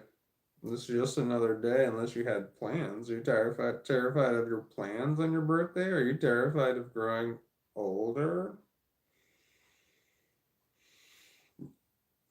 Let's see here. Brandon, Julian, where am I? Oh, Bravery says, "Exactly. I skip over important things people are telling me when I'm in the zone and info dump." I'm still here. Hi, I'm still here. Says, "Hey, man, nice shot." Oh, um, is that like what? That's why I say, "Hey, man, nice shot." What a good shot, man. I'm still here. I was talking about your live stream earlier because when I was going onto mine, I noticed that you were live streaming and it looked like you were doing your dishes. And I thought to myself, fuck, when I was in the middle of my horrible depressive episodes, I just realized I wasn't breathing. When I was in the middle of one of my horrible depressive episodes and the dishes got like really, really bad, had I turned the live stream on, I gotta fucking breathe. I'm having a little trouble here. I just keep talking and I need to stop and fucking breathe. But I get on a roll, man, and I don't want to stop talking because sometimes I'll lose my train of thought and I drift away like I just fucking did from what I was originally talking about. And if I don't go back to it soon, I'm gonna forget. I gotta go back. What was I just talking about? So I was watching this live stream earlier and it made me think of something else. Yeah, I got mental illness. And I got this dishes over here where they get out of control sometimes. They're not right now because I'm on the correct ADD medication. But they get out of control. Like every fucking dish is fucking empty. Like I'm eating cereal out of Tupperware bowls. And it just gets bad. But had I live streamed myself, I might have done the dishes. I mean that might have worked, but I can't test that theory now because I'm on the correct ADD medication, but I never occurred to me to like live stream. It did occur to me to do it. What the fuck? No, it did occur to me to do laundry. I was gonna do laundry but no, that doesn't make sense. Why would I do laundry? Does that happen in the real world, or am I just making that shit up? I don't know. Now I have crystal clear memories of things that might not have happened. I don't even know where I was going with this sentence. I probably should breathe more. I think I'm getting a little dizzy. Okay. And that's my problem. It's damn difficult to talk in a straight fucking line. It's hard. It's hard. Because I get to talking about one thing and then drift off over here and then drift off over there and then I forgot what the fuck I was talking about. Was it basil? No, it's bass.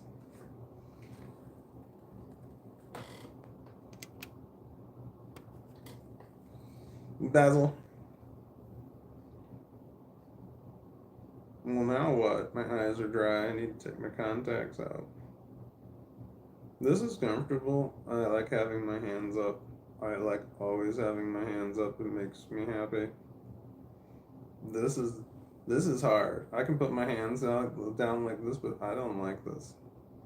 I can do it. I don't want to do it. This is right. This is wrong. This is wrong. Wrong. Oh, that's really wrong. This is correct right here. And this is how you do it. Da, da, da, da, da. Spacey West is honestly for ADHD or sometimes having others around, personally or digitally maybe, may help get focused on tasks. I had that happen a lot where my daughter came over and just her being here and me knowing she was coming made me do stuff. And then she said that to me. She's like, I'm coming over because me just being there I know helps you. Just my daughter understands ADHD better than I do. She's got it, no doubt. Slater says, yeah, I got my dishes done halfway.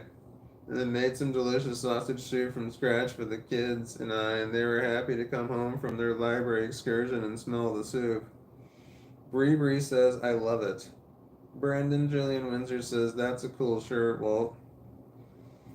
Thank you. Can you see it? It's got moons on it, phases of the moon down the side. Uh, Sabrina says, no problem, Zane. I have fun on nonetheless the best you can. Don't worry about what some persons think of you. Friends will come and go. Just enjoy the one willing to stay around. Zane Shalabi says, thank you so much, Sabrina. I don't have any friends, so be happy you have ones. I have no friends. No one calls. No one checks on me. I don't call anyone. I don't check on anyone. I've got my daughters, and that's it. So be happy you have people in your life. Bree says I walk around all day, like all the time with T-Rex arms. Me too. I definitely do. I do the thing where sometimes my wrist will make a hard bend like this, and then my fingers will do like their hard extension like this. So I'm like walking around like this, like my hands do, like they kind of lock up, like they're almost seizing like this, and just like that shit happens all the time. I know that it looks like from a distance, I look like I've got mental issues. I mean, I look like it. There's no doubt, but I'm okay with it because I've got mental issues. I blame all of my shit on autism.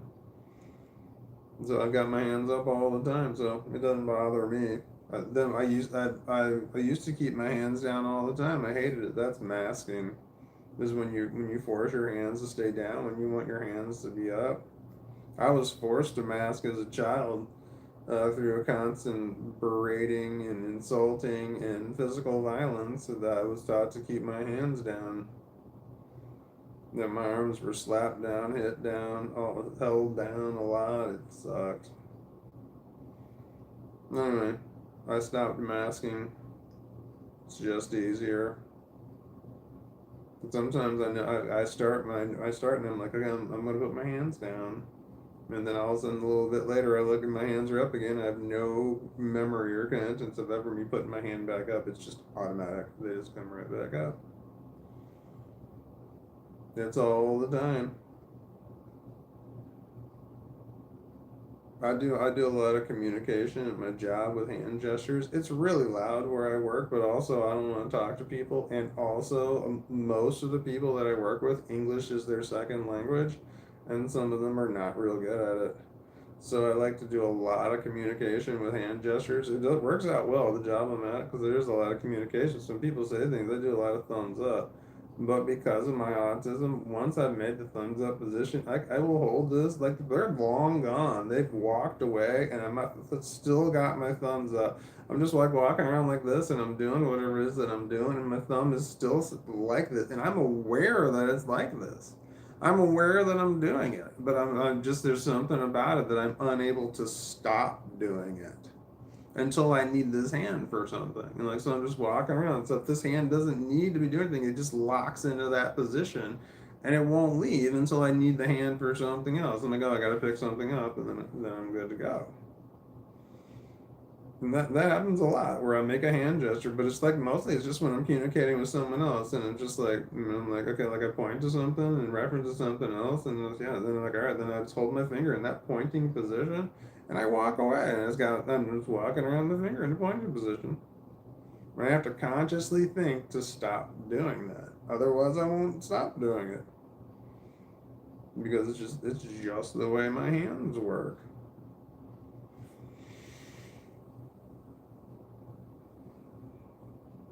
And when I don't mask anymore, I stopped masking my shit.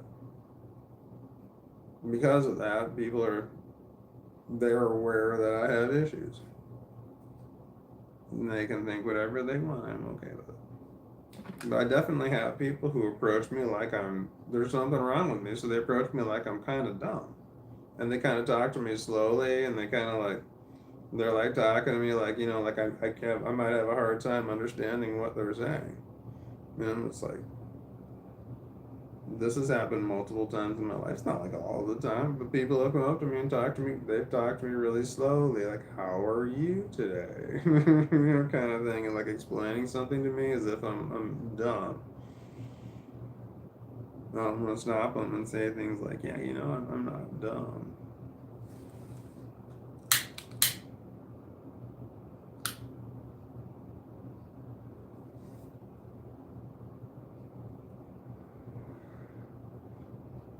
Bree says, "I feel like a cyborg." Wait, why? Oh my gosh, it's so relatable. I have to consciously remind myself to move my hands or arms into other positions. I feel like a cyborg. I know it. I know what you mean. Where? Oh no, did that message fall off? Hold on, where am I? Sabrina says I'm still here. I've done that a few times, and I did it.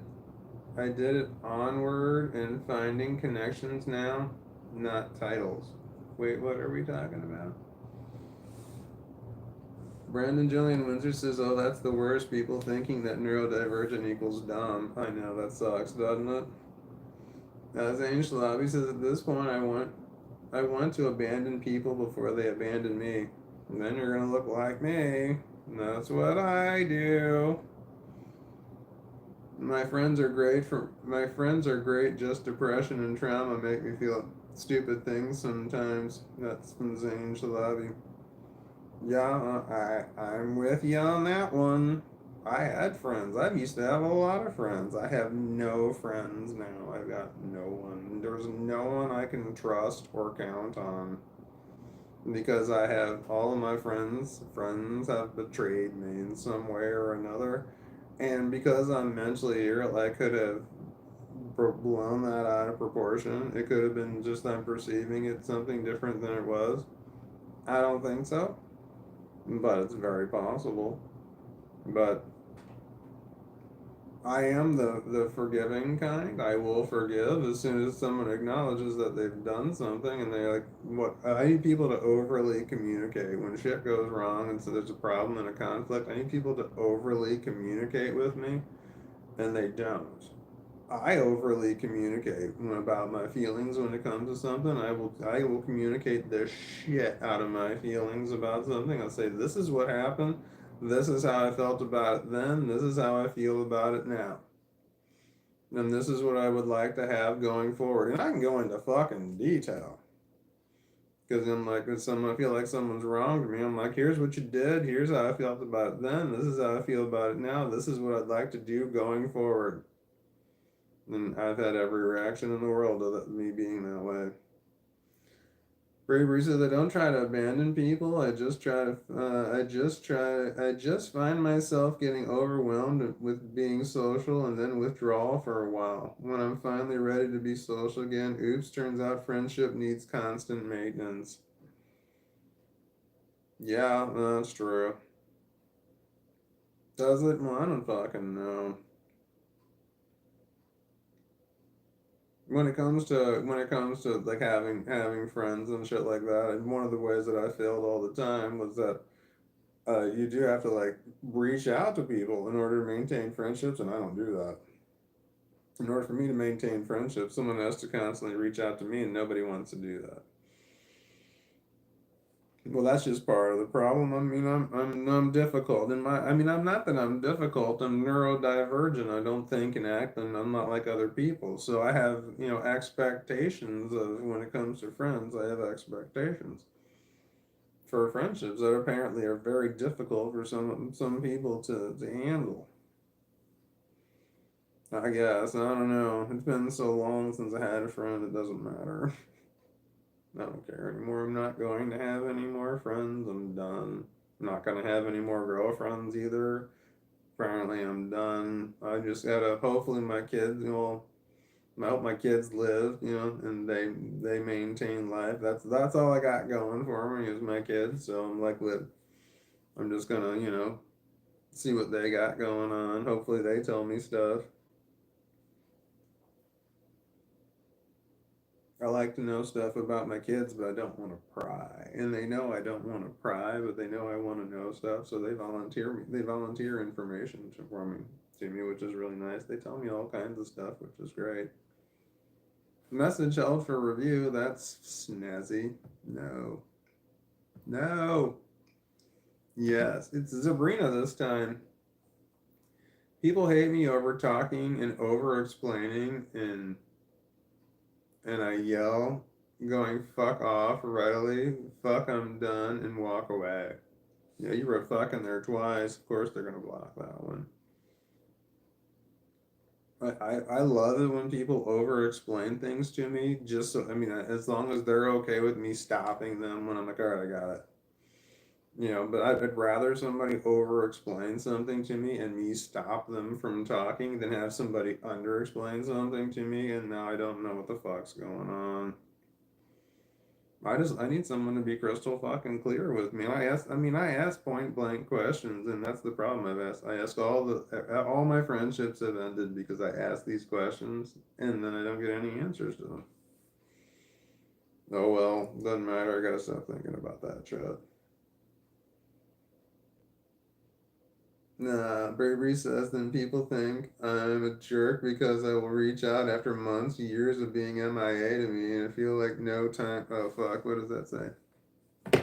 I felt like that was something interesting. And I feel like no time has passed. Yeah, I get that. But what shouldn't it be okay if your friends go MIA for long periods of time? You shouldn't get all upset, should you? I mean, I don't get upset, but I'm out of sight, out of mind kind of person. I am an out of sight, out of mind kind of person. That is exactly how I am. Yeah, so, yep. And so you have a friend and then you don't talk to them for a long period of time. We don't think about them for a long. Oh man, that's autism mind right there. That could be ADHD thing too, where out of sight, out of mind is a very real thing. You can literally forget that you have friends because you don't think about them. It's not like you're being rude and not think about you. You just don't think about them because they're not right in front of you. So you're thinking. And so all of a sudden you're like, wait, hold on. It's like so I think I thought about a friend of mine like a month ago, and I thought about him again today, and you have no idea how much time has passed between the last times you thought about somebody. It could be an ADHD thing. Out of sight, out of mind. I definitely suffer from that. I also have this like, there's times I want to call my kids and I just want to check in with my kids, and I'm like, all right, I'm going to send my kids a text message just to check in, and then a whole shitload of time passes and then I don't do it. I don't want to bother my kids either. I assume I'm bothering my kids, and they always say that I'm not bothering them, but I always feel like I am bothering them. And I don't want to be that parent, the one that meddles and gets all up in their business. You know, I want them to have their privacy and stuff. Well, they don't live with me, so they have a lot more of it now. But I don't want to meddle. I don't want to be someone who's constantly asking, like, what's going on? What's going on? What's new? Tell me what else is happening. What else is going on? What else is going on in your life? I don't want to be that parent at all. The one who has to just keeps asking stuff and just keeps digging and digging and digging for information. I don't want to be that parent. You know, doing like, they say, oh yeah, your kid says I did this, and you have to ask him, like, what did you do at every single step and stage or some shit like that. The overbearing parent.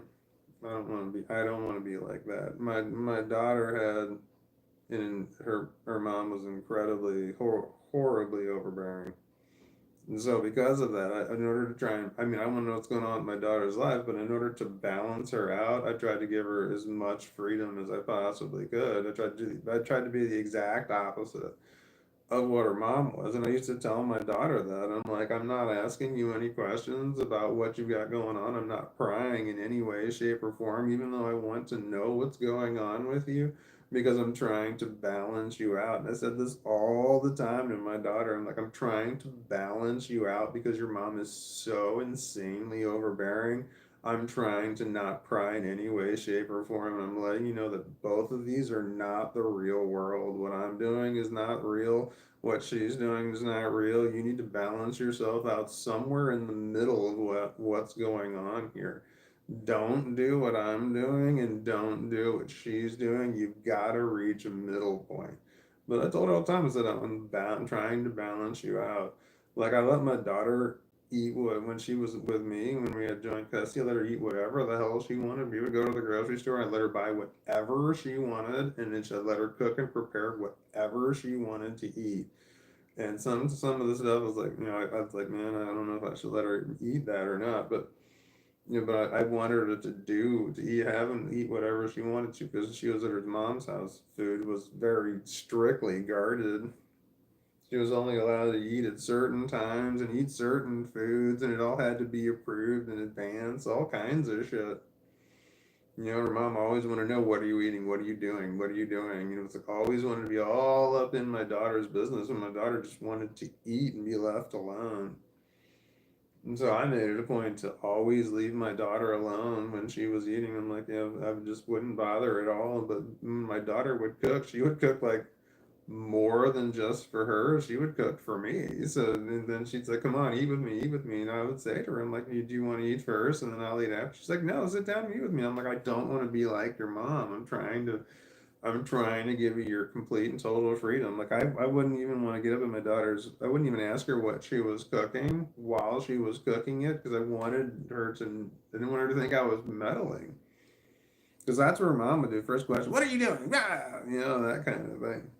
And I used to tell her that I'm like, I want to know, but I'm not gonna ask because I'm trying. I was trying to balance her out. Her mom was an extreme one way. I was trying to be an extreme the other way. And I said, you have to find a place in the middle between the two of us that works for you. Do not be like her and do not be like me. You've got to find a nice middle ground.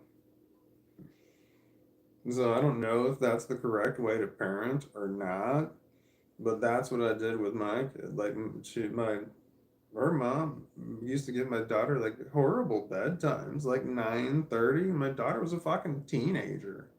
And she had to be in bed, lights out by 10:30 at her mom or 9:30 at her mom's house. I'm like even like on the weekend too. And I'm just like, you fucking kidding me? So when she came over to my house, it's like I literally would tell my daughter I would I didn't tell her, but I never gave her a bedtime. But I didn't tell her that she could stay up as late as she wanted to. I just always went to bed, and I didn't before her. I just went to bed before my daughter, and I have no clue when she would go to bed. But then her and her mom would get into arguments, which was all the time, and my daughter would say to her mom, she'd say like, well, no, I'm at dad's house. I can stay up as late as I want to, that kind of shit. And then boom, if my phone's ringing. My ex-wife screaming at me, saying, "Do you let her stay up as late as she wants to?" And I'm just like, I don't know. I go to bed before her. I don't know when she goes to bed. So you need to tell her she needs to go to bed at this certain time. Blah, blah, blah, blah. And she's like screaming at me and telling me that my daughter has to have a certain bedtime. And I'm like, all right, I'll tell her. So the next time my daughter was over, I got like text messages and shit from my ex-wife saying that my daughter had to have a bedtime when she was at my house. And it had to be the same bedtime so that my daughter was it was consistent in both places. That's what it was supposed to be, joint parenting or some shit like that. Fuck her, I hate her so much. So I would always say, I'm like, okay, whatever. And I would tell my daughter, I'm like, all right, here's what we're gonna do. We're gonna lie. We are not gonna tell the truth. I need you to not say to your mom, my dad lets me stay up as late as I want. That's a, we are not gonna fucking let her know. And I used to always, my ex-wife would say, all right, you tell her that she needs to go to bed at 9:30. I'm like, all right, so 9:30 would roll around. I'm like, all right, you gotta go to bed. And then I started laughing, and my daughter would be like, okay. And then she would just sit there and continue watching TV with me, and then I'd go to bed. Because 9:30 was about my bedtime. And the best is still this one spring break that we had. It's still the best ever. This I love this story because well, I don't know, my daughter was early teenager. And she was over here and it was during spring break, so like I had to get up and go to work. So I got up at like 5 o'clock in the morning and my daughter was awake and watching TV. And she was just staring at me all wide-eyed, like, what am I gonna do? Me seeing her all watch her like watching TV. So I'm like walking over to her, so I'm walking towards her, and then I turn around and look at the TV and I'm just like, isn't that what you were watching when I went to bed? And she's like, yeah, I know. The series is almost over. I'm trying to watch the whole series. She's trying to binge watch the whole series. It was like 5 seasons of something. I went to bed, she was watching it, and I woke up, she was still watching it. And I'm like, all right. And so I'm like making my coffee, and I said, what? My daughter's still kind of freaked out, not sure if I'm gonna be upset that she's up or not. And I'm like, all right, well, what's happening? Like, well, what's happened since I left this? So I was kind of watching it before I went to bed. And then like now I'm up and I'm like, it's a whole lot of different stuff that's going on. I'm like, well, all right, well, what did I miss when I went to sleep? And my daughter like pauses it and then she's like really getting into it. She's like, all right, well, this person here died, and then this person here got with this person, and then they died, but then they were brought back, and all kinds of shit like that. She told me the whole story while I'm sitting there making my coffee, and I'm like, all right, that's cool. And she hit play. And I wound up going to work, and I said to my daughter, and I said, all right, you have to get some sleep, because if you don't, and then you go back to your mom's house on no sleep at all, you're gonna get into a huge fight with her. There's no doubt, because the odds of her getting into a huge fight with her mom anyway was really good. But on no sleep, there's no doubt she was gonna get into a huge fight. She's like, all right, cool. I will get some sleep. So I came home from work, and then my daughter's up, still watching TV. She was watching a different series at that time. And I said, did you go to bed at all? And my daughter's like, nope. And I'm like, oh my God. I'm like, I gotta take you back to your mom's house in like 3 hours. You're not gonna get any sleep, all right? She's like, nope. And I'm like, oh my God. Your mom's gonna be so pissed. And she was, sure as shit. Or she was, they got into a huge argument, which was all the time. Was all the time. They were constantly fighting. My poor kid, she would tell me about it all the time. And she would say, because my daughter and I bonded. We bonded over how much we hate her mom, and all the horrible shit that her mom does, the way that her mom talks, the way that her mom acts, the way that her mom is just so horribly unreasonable when she's angry. When she's angry, she's like, and is gonna start screaming and fighting at you. Right or wrong doesn't matter to her. The only thing that matters is winning that argument. That's all that matters. So I'm screaming and I'm arguing with you, and winning that argument was all that mattered. It didn't matter what she had to say or do, it didn't matter if it was right or wrong. Winning is what was the most important, the only thing So like when proving somebody they're angry for no reason, like proving them wrong wasn't an option. You would just get, if you're angry and you're proven wrong, there was no, okay, I'm gonna calm down because I was angry and I shouldn't have been. It's like, nope, I'm still angry. I'm just gonna find something different to be angry about. Which for me is when I finally proved that my she was angry about something and she shouldn't have been angry about it. And she would always get angry at me about how I was talking to her. I don't like the way you're talking to me. So anyway, my daughter and I would bond over the stupid shit and the way that, my ex-wife, her mom was. And so I would always, I'm like, okay, yeah, she did the exact same thing. That's what I tell my daughter. I'm like, all right, she did the exact same thing to me in like three different situations where that she did that. My daughter would tell me about some argument they had and how ridiculous it was. And I said, all right, she did something very similar with me, and I did this one time, this another time, and this the third time. I got this reaction the first time, this reaction the second time, this reaction the third time. If it were to happen again, I mean, I might have tried this or this. I gave my daughter all kinds of options on how to deal with her mom. And I said, this is what I done. Like I told, like, this is what I did. Here's the problem I had though. I should not have told her what I did that had, that really pissed off her mom. Like when I was fighting with my then wife, and I would, this shit that I would say that would send her into a rage. I made the mistake of telling my daughter that because I'll be like, yeah, okay, so when she came at me one way, I said this one time, and like this time, oh man, I said this to her, and then she got so pissed, she was so angry, and when my daughter was fighting, with her was fighting, they both of them wanted to say things to the other person that would do the most damage. That was the kind of fighting my that was the kind of fighting that my ex-wife did. She wanted to say things that would hurt the most. It was all the time. She wanted to say things that would cut you to the core. And then my daughter was wound up doing the same thing back to her. They both of them were saying the most horrible, hateful things to each other in order to inflict the most trauma and damage that they possibly could. I do not in any way fault my daughter for her behavior in that situation, for behaving exactly like her mom, because she was a child at the time, literally. Also, she was the child, and the other one was the parent. The parent is always supposed to be the cooler headed one, always. And that one, they're supposed to be the most reasonable one, and the one that's the most tolerant and the most accepting and understanding. The onus falls on the parent. So yeah, they had horrible fights.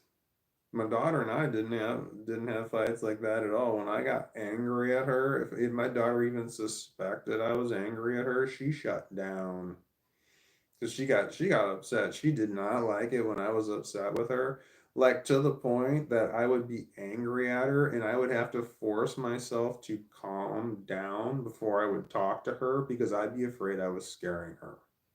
Because she was so upset when I got angry because it was rare. I didn't really get angry. So when I did get angry, it affected her bad. Like it bothered her, like, and I could tell it bothered her, and it would bother her for a while afterwards.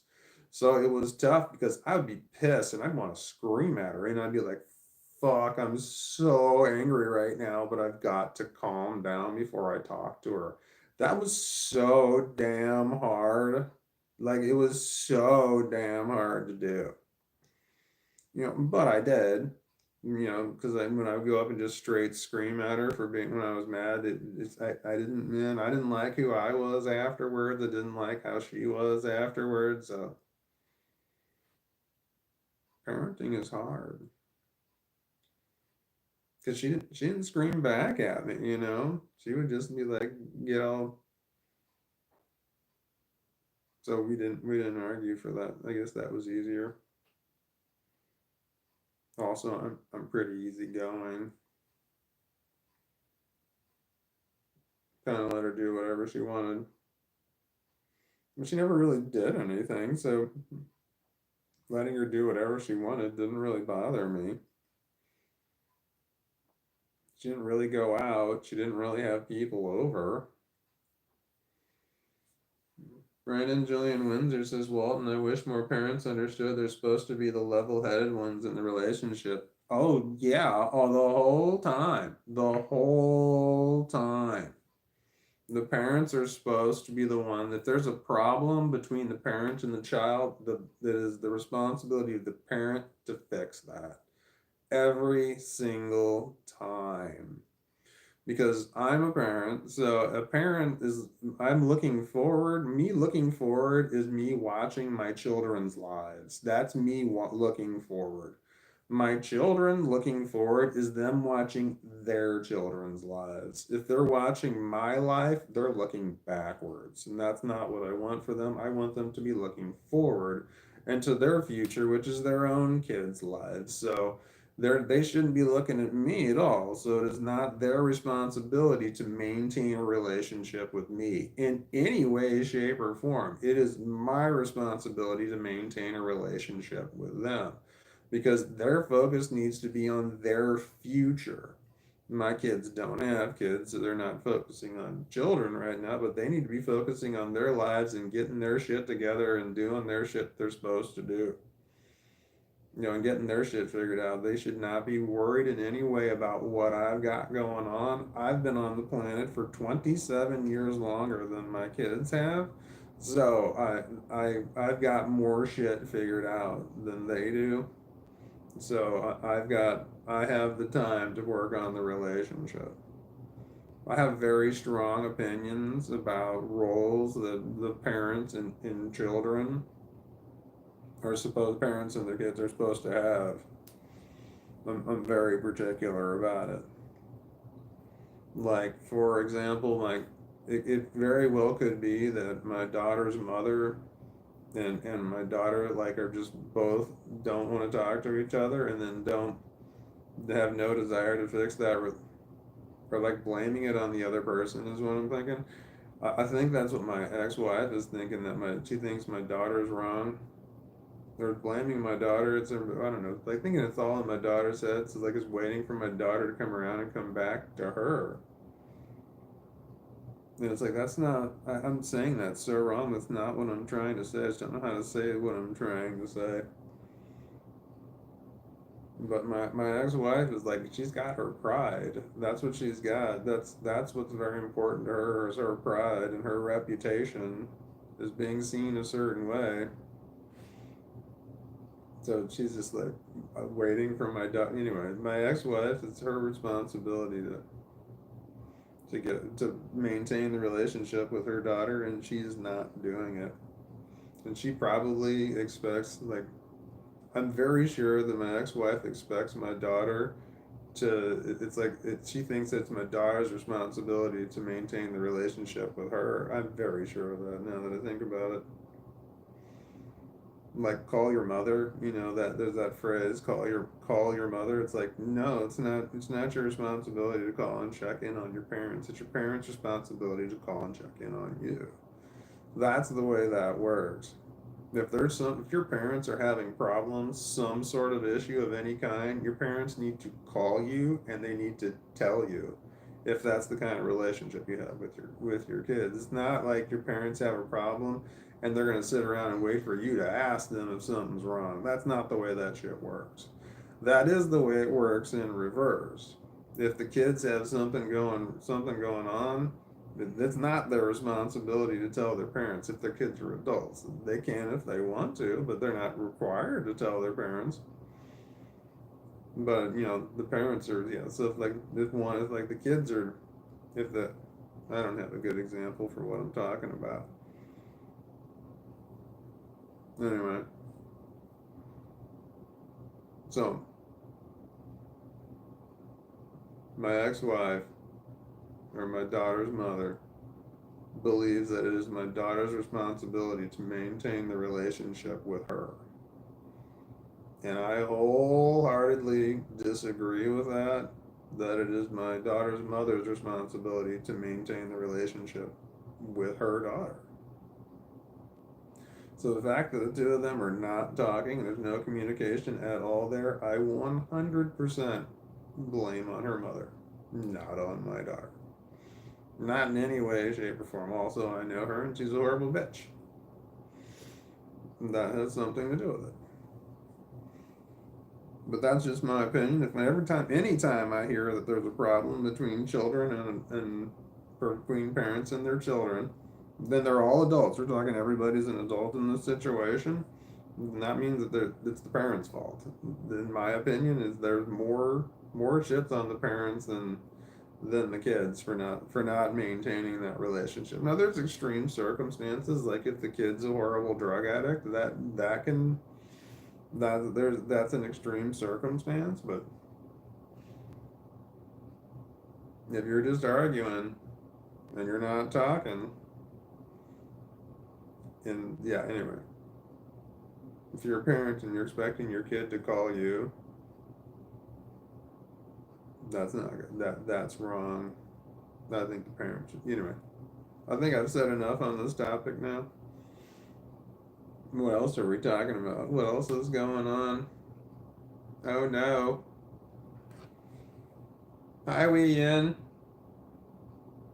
Wee Yin says, I hope everyone's doing well tonight. Brandon Julian Windsor says, hi, Wee Yin.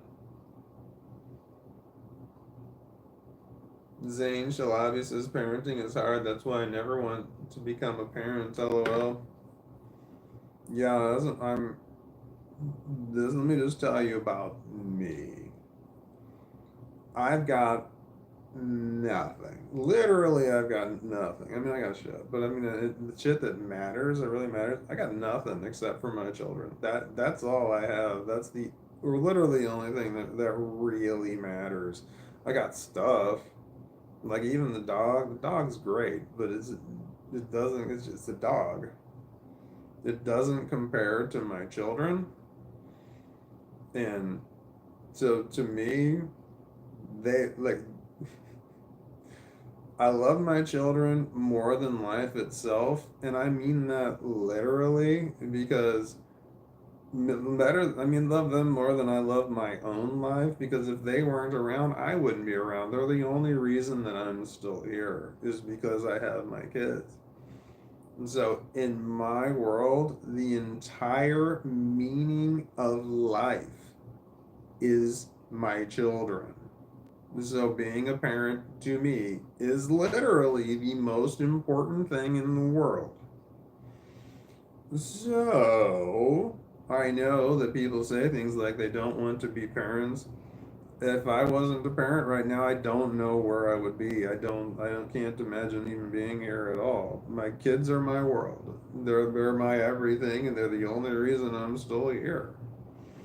But even a person who didn't have the level of mental illness that I had, having kids versus not having kids, I mean, I really think that's the meaning in life is reproducing. I honestly believe that's what it is. I can't imagine the world without my kids. So, when you talk about not having children, like my kids, both of my kids have said that they don't want to have kids, and I'm just like, okay, but your opinion changes over time. But I'm trying to explain to them. It's like my kids are fucking. They're my everything. Spacey ZY says, for what it's worth, you're a really good dad. No, not good enough. Vicky Lynn Cox says, hi, dude. It's Vic. Vicky Lynn Cox. Hi, Vicky Lynn Cox. I don't feel like I was as good of a parent as I should have been. Is that the way every parent feels? I don't know if that's the way every parent feels. I feel like I really could have done better, but I mean, I suffer from severe mental illness, and just everyday life is hard for me. So parenting wasn't exactly easy. Anyway, I know that I went out of my way to parent very differently than how I was parented. I did not make the same mistakes, not in any way. And one of the big things that I did that as a parent that was not done for me from the parenting pieces of crap that I had was I have apologized to my children so many times. When I fuck up, I apologize to my children. That shit didn't happen when I was growing up. No one apologized to me when they were like angry about something else and they took their shit out on me and they didn't need to do it and it was obvious that they didn't need to happen. I've been angry. I remember one time I was angry about something at work and I came home and I got angry at my kid. I went back, right afterwards I said, I'm very sorry. I wish I wouldn't have gotten mad at you. I'm mad about something else. It's got nothing to do with you. That shit never happened when I was growing up because the people who got angry at me, they were just way too fucking proud to admit that they had ever made a fucking mistake. Everything they did was righteous at the time that they did it. Even if they felt bad about it, didn't matter. I doubt they ever felt bad about it. So, anyway, I apologize to my kids a lot. I'm just like, look, I'm sorry, and, I got angry and I shouldn't have, and I feel bad about it. That kind of thing. So I went out of my way to make sure that happened. I mean, I let my kids cook whatever they wanted. I didn't mingle if they wanted it when they were cooking. I didn't get up in their business because that's the way it was for me. Whenever I was cooking and just trying to eat, I had people fucking right up in my shit about what I was eating and all kinds of shit. I just couldn't eat. I was not allowed to eat in peace for in many different ways, and that's one of the big things I did whenever my kids were eating. I left them alone. I would just leave them alone. I would go out of my way to make sure that I was not in any way even paying attention to what they were doing when they were eating. I didn't want to say anything like chew with your mouth closed unless it was making a whole lot of noise, but then I'd be like, yeah, you need to chew with your mouth closed. But like if they were like eating and they were being sloppy about it, if I were watching them, I'd be like, "Oh my God, you stop doing that. You're making such a mess. Oh my God, I'm freaking out." But if I didn't watch them eat, then I wouldn't have to worry about that kind of shit. I didn't want to be a micromanager. I let my kids wear whatever they wanted to wear, unless it was like they were wearing something that was like too provocative, for someone who was like, I'm like, well, like I didn't want my daughter to wear a two-piece bathing suit for a long time. I'm like, no, maybe when you're in your 20s. But I let them wear whatever they wanted to wear, and that was not the case with me when I was growing up. I was not allowed to wear whatever I wanted to wear. I have one daughter who never wore the matching socks ever. Me growing up, that never would have been okay. That just never would have flown. I was expected to maintain to be a certain way, to be perceived a certain way. I wanted to wear, shit, I'm doing it right now. I've got a long sleeve shirt underneath a short sleeve shirt. And this is the way I love wearing shirts like this. I want the long sleeve one to be underneath the short sleeve one because the long sleeve one is just a plain black shirt and the short sleeve one has the design on it. But this also is the more comfortable way for me to wear it. But I remember trying to wear shirts like this growing up where the long sleeve one was underneath the short sleeve one, and then I remember trying to get out of the house with it. Like I was going somewhere, I was being taken somewhere by the piece of shit parental figure, and they would say, this is what they would say to me when they saw that I had my shirts on like this. They'd be like, why did you do that? That's what they'd say. So your shirts are on like this. Why did you do that? And I knew what that meant. When they asked why did I do it, I knew whatever answer I gave didn't matter. I knew that I was going to be told that I had to go change. So I tried to get around. I remember one time this went poorly. They said, why did you wear your shirts like that? And I said, I'll tell you in the car. That's what I said. I'll tell you in the car, which was my way of saying, I'll get out wearing like this, and then we'll get in the car, and then I'll explain it to you. And the response I got was instantly they got angry. It was, no, you tell me now. And I was just like, holy shit. I just instantly got it screamed at. It was just right away. It's just like why? And I got to, and then I remember even asking, Why'd you even ask? Why did you ask why I wore it? Was there any answer I could have gave that would have allowed you to let me wear it like that? And she said no. Then it's like why even ask? And I realized that people do that kind of shit. They ask just to be horrible. That's why they do shit like that.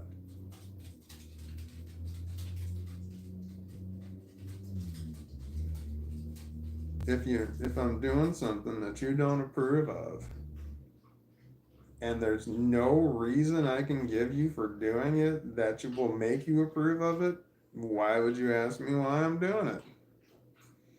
It doesn't matter.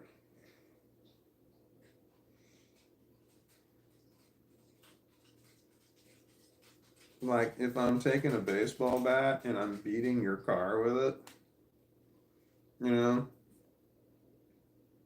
you're not going to come up to me and say, why are you doing that? There's no answer I'm going to give that's going to make you say, oh, okay, it's okay that you keep doing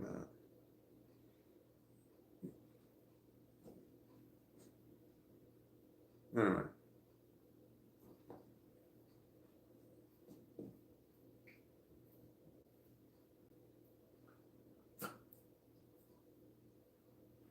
I remember growing up that I put on clothes.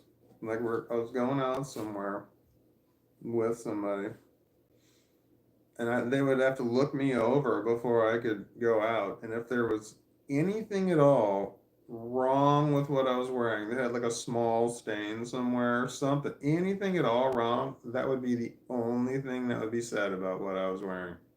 Would be the problem, any problem at all.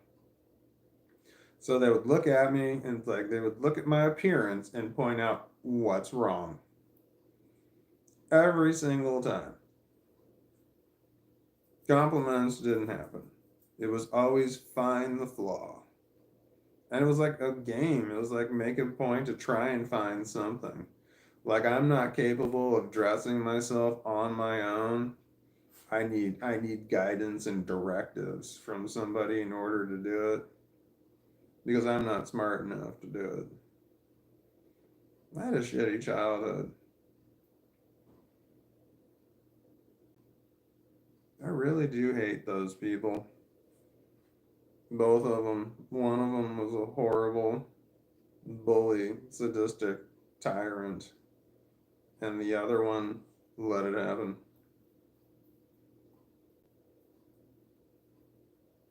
And I remember the bully, sadistic tyrant telling the enabler, parental figure, that they need to have a united front in front of me. They need to have they need to be united. Even if they disagree, they need to be united in front of me.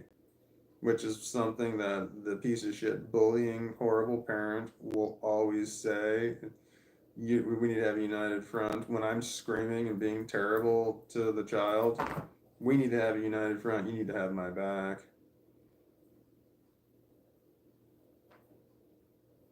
And then the weaker parent, that's, the weak piece of crap pushover, agrees with this. That yes, we need to have united front in front of the kids. It's like, yeah, having united front in front of the kids is good unless one of them is a horrible, sadistic, bullying piece of shit. And then then the other parent needs to conflict. Your job as a parent is to protect your children from danger. Your job is to step between your child and danger, no matter what it is. And if it's the other parent, it's your fucking job to stand between the other parent and your child. It's your fucking job. And then I just had a piece of shit that failed miserably at doing that.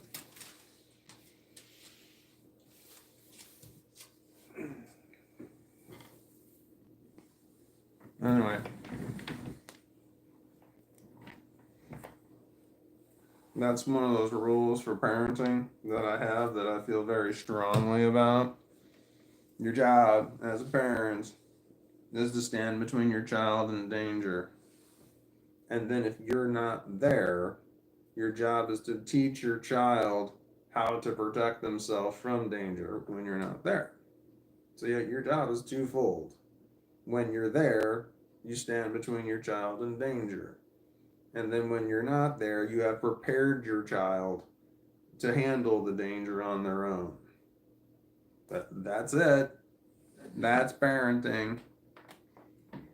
Standing between your child and danger is the easy one. Preparing them to deal with the danger on their own, that's the hard one.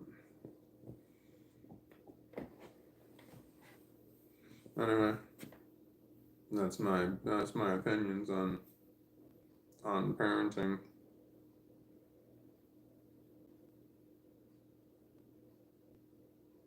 I have opinions. I have strong opinions on parenting. I have very definite opinions on parenting. I had piece of shit parental figures growing up, so I know exactly what kind of shit is not supposed to happen.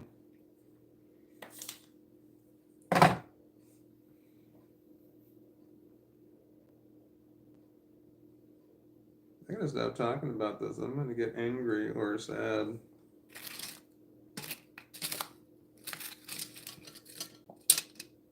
What else is going on? I've always been body shamed. Still to this day, I am. You're doing it to yourself? That's Sabrina. Sabrina, are you doing it to yourself? Can you hear the voices in your head? Like you do it to yourself, but you, in some way, it's the voice of the person in the past. Maybe not directly their voice, but it's their voice. It's their words. It's the words of somebody horrible echoing in your mind. That's what I have. I'm very hard on myself, and it's in many ways it sounds like it's somebody else. Somebody familiar who used to be very hard on me before. Hi, buddy. Look at your pretty face. It's so pretty. It's so long. You've got a long face. It's so long. Yes, you do. Yes, you do. You can't see anything below you because your snout is so big. You're a pretty one.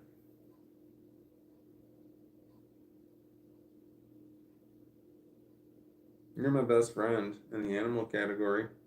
It's true.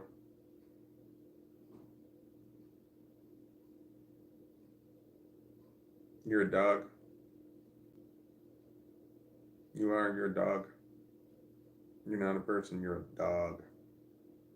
Dog, like a woof woof dog. True. You're adopted. Did you already know that? I talk to this dog all day long. He's not shocked by anything I say.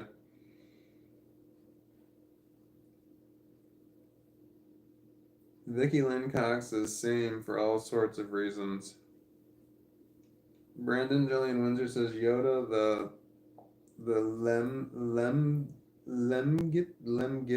lemgitty boy, lemgitty boy. I don't know this word. Lemgitty, the lemgitty boy. Am I saying that word correctly?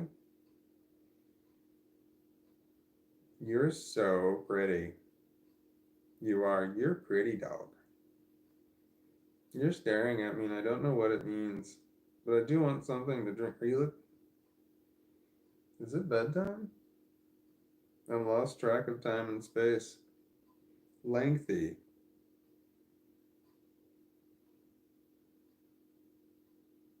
Oh, Yoda the lengthy boy. Oh, now I get it. Lemgiddy's not a word. I would have thought that was a word. It seems like it'd be like a Scottish word. Lemgiddy. Maybe it's a type of beer. Can you get me a lemgiddy? I'll take a lemgiddy draft, please. Hi, don't look at my hands like you want me to pet you. Oh, okay, I'll pet you. You need to rub your belly? Do you need a belly rub? Do you need a belly rub?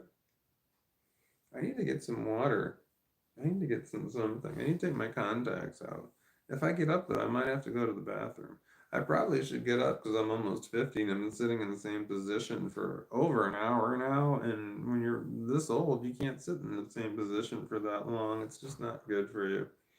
When I stand up, things will probably move around, like my internal organs. Something will put pressure on my bladder. I'll probably have to pee.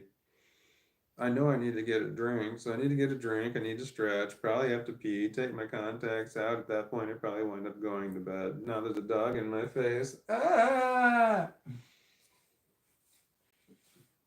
Hi, buddy. You're the prettiest. I would have never guessed Yoda was adopted. I could have sworn you carried him 9 months. That was Brandon's early in Windsor. Yeah, he's my buddy. He's my buddy. I don't call him my son. I don't have him call me dad or anything. I call him buddy. He's my buddy. He is. He's my little dog, but he's my big buddy. Ah! He's my buddy. Hi. I got a two-eared dog. Did you see this right here? Look, there's two ears. He won't let me show you because he's being a dog. Here, look at them. Look. Yes. Look at the camera. Look at the camera. Nothing. He's camera shy. There's my butter. Yes, you are. Yes, you are. You're my big puppy dog. I am tired now. I think I am. I think I'm tired. I'm not sure. Bravery says such a cute dog. Thank you. Wayan says Lemgiddy sounds like a place, lol. It does sound like a place. Where in Ireland? Lemgiddy, Ireland? It seems like it seems Irish or Scottish. Someplace over there. Oh yes, Lemgiddy, England. It doesn't sound like a place in America. Oh yes, Lemgiddy, Missouri. No, it doesn't work. Lemgiddy, California. No, it doesn't work either.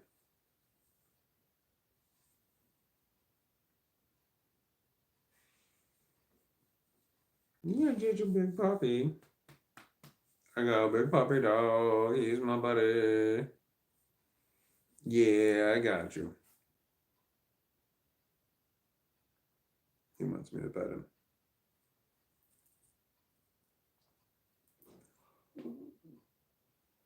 Oh, I'm tired. My legs are probably stiff and I need to walk around a little bit. I gotta take my contacts out. I gotta take my contacts out before I live stream. Damn it, dog dropped the ball.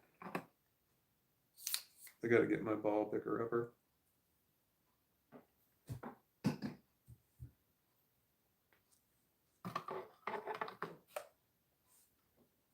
Picker upper. Is that the correct words? It seems like it is. Ball pick upper. Ball picker up. There's a flower. My favorite flower is the bird of paradise. I don't know if you've ever seen it before. It's awesome. Anyway, bird of paradise. That's the name of the flower, bird of paradise. So if you have one, you have a bird of paradise. What is it called if you have two? Is it birds of paradise or is it bird of paradises?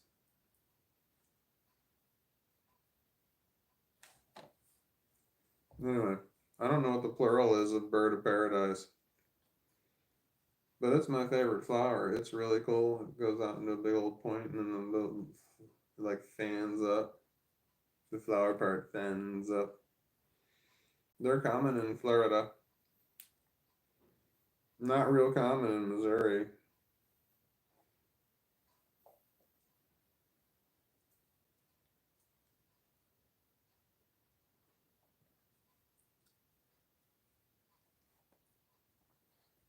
I got a puppy dog. I'm tired. I'm not thinking straight. Slurth. I worked in a nursery and it's birds of paradise. That doesn't seem right though, because one is a bird of paradise. I know it sounds correct, like birds of paradise sounds right, bird of paradises sounds wrong. But I think birds of paradises seems right, like the right word. It just sounds wrong, but it seems like the correct plural. Is there any other example that's similar to that, where it is an off the wall name of a flower? Bird of paradise. Birds of paradise seems right. It seems like the correct way verbally to hear it. But it seems like the wrong way to write it. Because you would take the name of the flower and then put an S at the end of it. not take the name of the flower and put an S in the middle of it. That seems wrong. That like contradicts all of the elementary school pluraling that I did in English class. I remember taking English classes and we did pluraling. And it said take the word and add either an S or an ES to the end of it. Or, delete the Y and add an IES or some shit like that. But there was always an add an S to the end of it. It wasn't add an S to the middle of it in order to make a word plural. I'm sure there's probably an exception to that. Maybe that's what birds of paradise is. Damn dog dropped a ball. I gotta get up and get a drink of water, man. I gotta take my contacts out. I gotta. Really gotta. Slurth says forget-me-nots is singular and plural, lol. Wait, what's one of them is called a forget-me-nots? It's not, is it forget-me-nots is, hold on. One of them is called knots.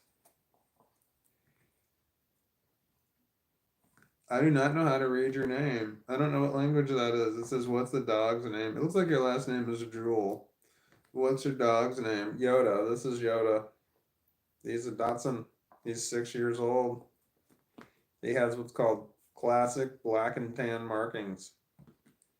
And he's adorable, except when he's tearing up his toys like he's doing right now. He's being aggressive. But he's adorable. He's my buddy. This is my buddy right here. Now he's a lap dog. He's one of those dogs that stares at you until you sit down. The moment you sit down, he's there. He's just right there. He figures that that's his place, is to be on top of you. The only time he's not sitting in your lap is if you don't have one, or if there's another lap around, he might be in that one. Are you tearing this up, man? How bad is this? It's pretty bad. Do you see that shit? It's like almost, oh yeah, he's almost got the ball out. I'm gonna have to throw that one away at the end of today. Or at the end of today play. This play at the end of the today, it's gotta go away. Can you hear me say?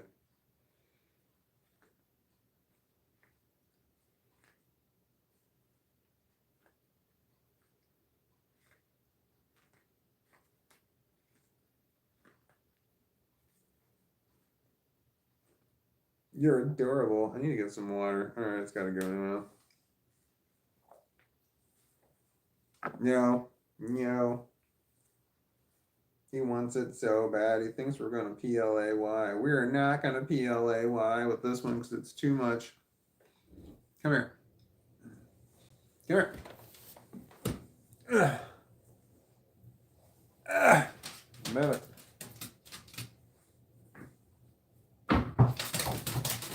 I threw the other one down the hallway.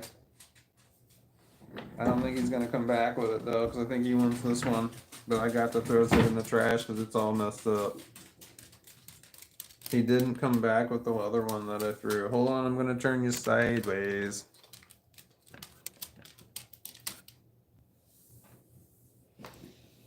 Oh, my legs!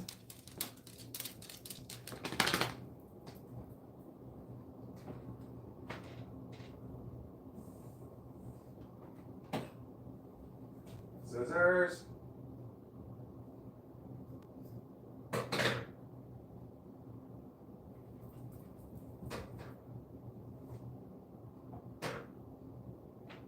Okay.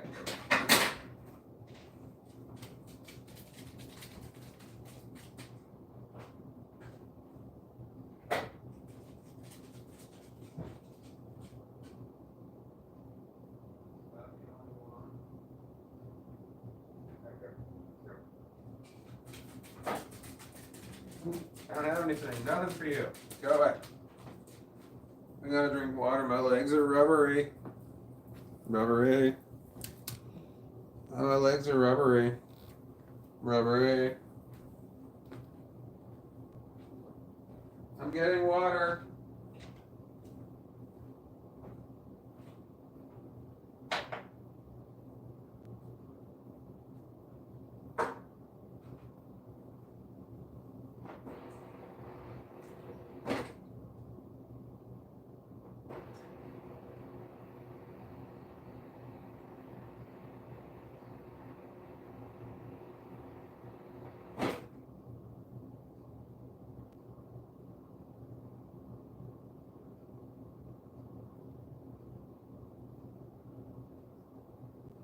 Oh, God, that's good. I highly recommend you give that a try. Alright, what am I doing? What's the dog doing? He's just sitting there watching me. Can you see him? He's just sitting there watching me. I keep forgetting you have carpet in your room that looks like a tree stump. So cool. Thank you. My daughter picked it out. It's a rug. We got it from, I don't know where we got it from. We went, I made it, I didn't like it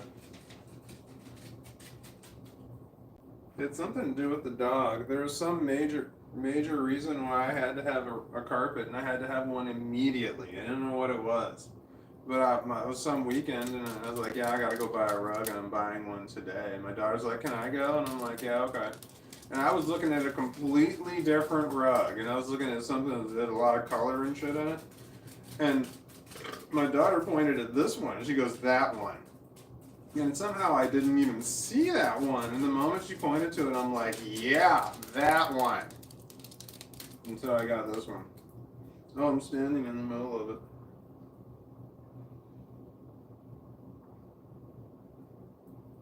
I don't remember how much it was. I got the big one though. It's like 10 by 7 or something. So it's underneath the furniture. Why did I get this? It might have had something to do with the dog, him jumping off the furniture or something. I don't remember.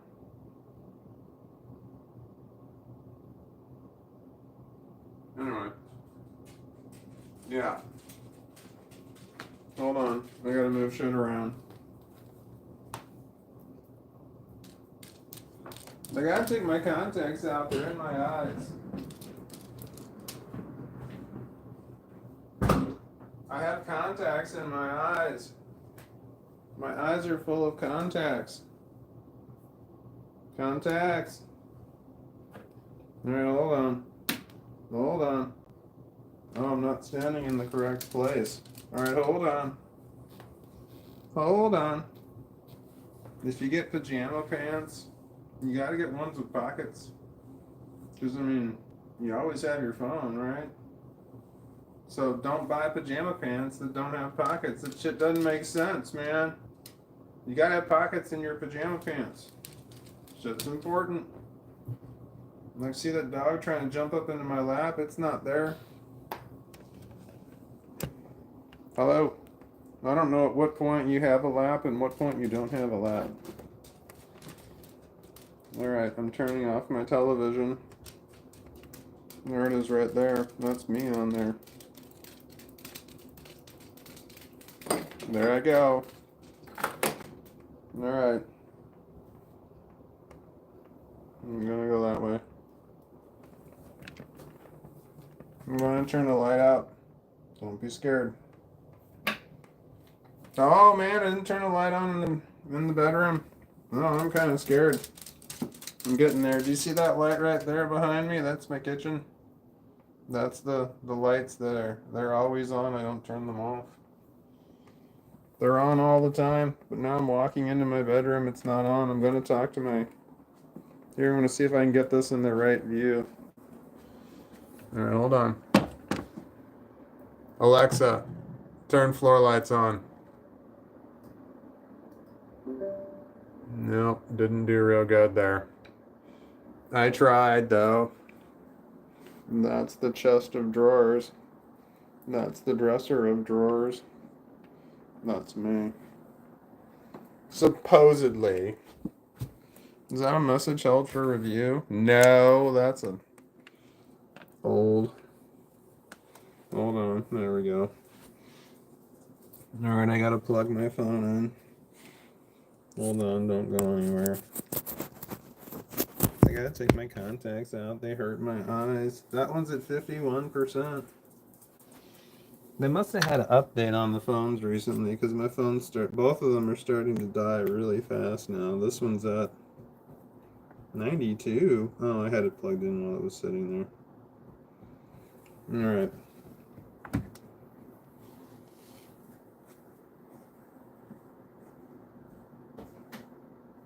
I'm going to take my contacts out of my eyes.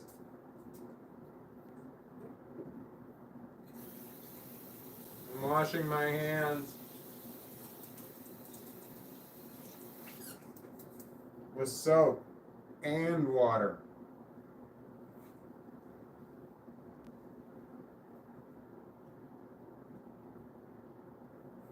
Saline solution into my contact lens case.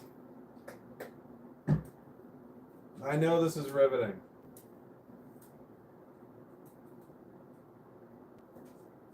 One is out.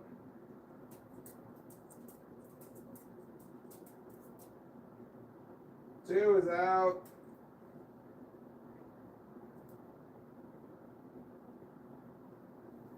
Where are you? Get out of here. Yep, yep, yep, yep, out.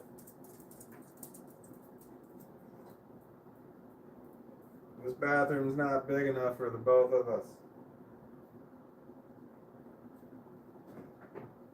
I'm gonna brush my teeth. All of them.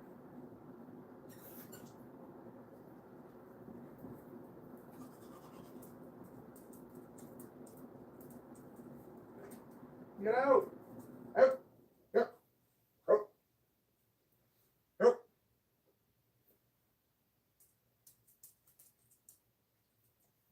Out!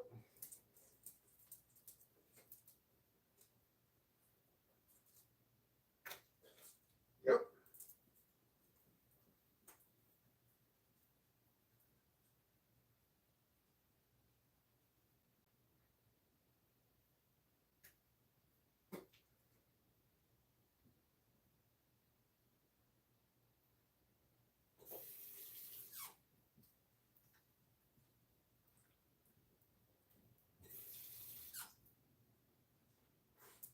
Get out! Get out! Get out! You get out! Get on out of here! Yeah, I'm talking to you. Little four-legged dog. It's true. The dog has 4 legs. He's not like people who have 2. He's a dog and he's got 4. 4 of them. 4 of them, I tell you. He's a 4-legged dog.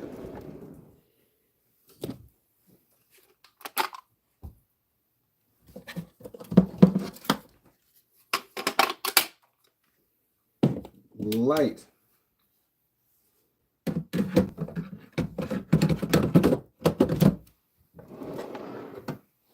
All right. Let me see here. There's my pillow.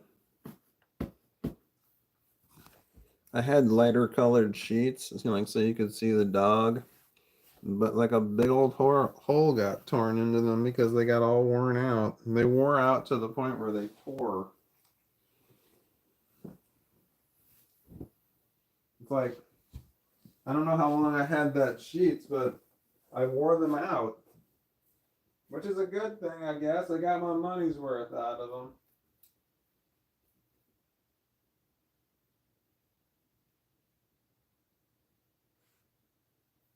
I had 2 sets of sheets, and that's not enough, because you're supposed to have one and then you can wash one, but, somehow mine were always dirty.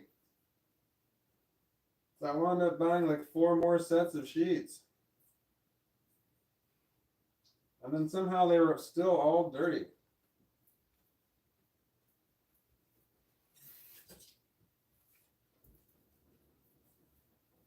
Mental illness is fun.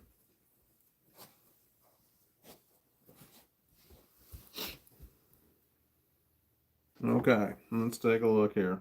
Message held for review. Yeah, this guy's a jackass. I'm going to leave it hidden. This person left a shitty comment. All right. Where am I? Oh, no. Hi, puppy. Look out. No, no, no, it's not a toy. Hey, not a toy.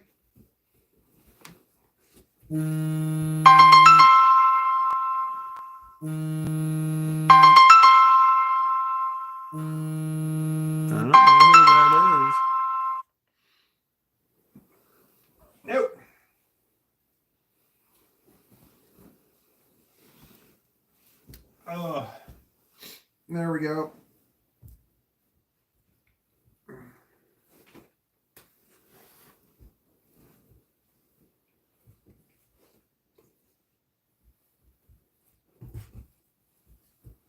Right.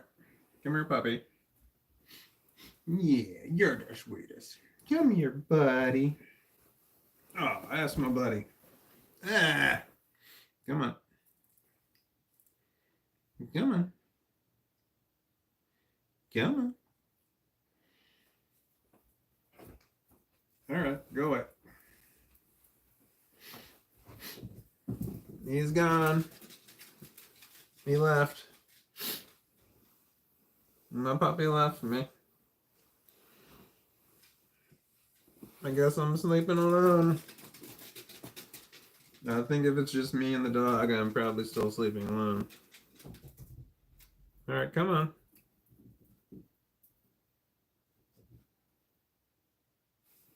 I think he needs help. What is that for? What did that alarm go off for?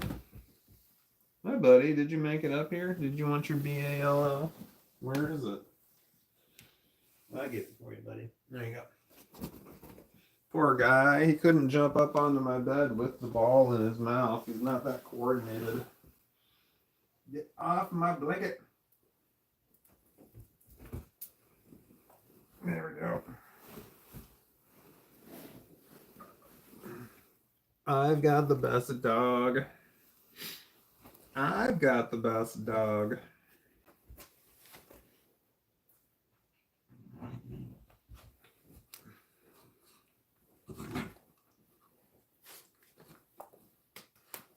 Here's my buddy.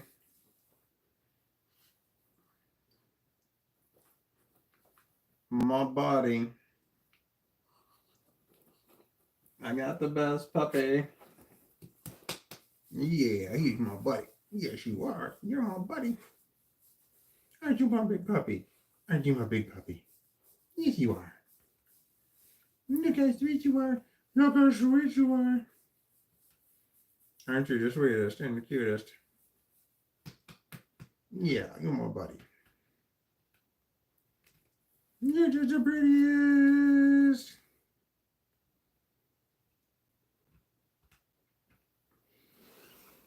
All right, we're turning on our side. You're not under the blanket, though. Don't you want to be under the blanket?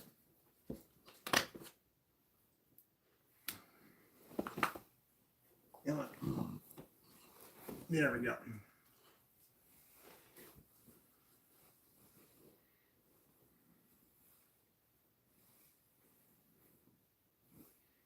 I got him. I caught him. I caught the uncatchable dog. I got him. They call him the Road Runner. But I caught him.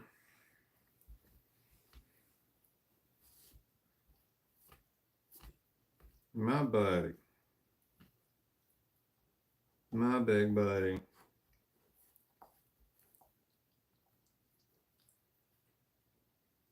I got the best puppy in the world.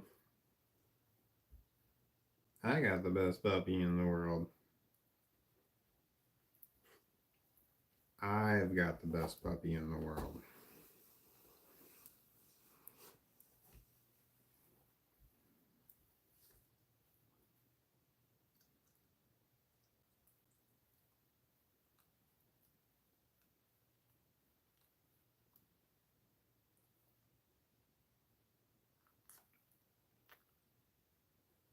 Yeah, you're the sweetest.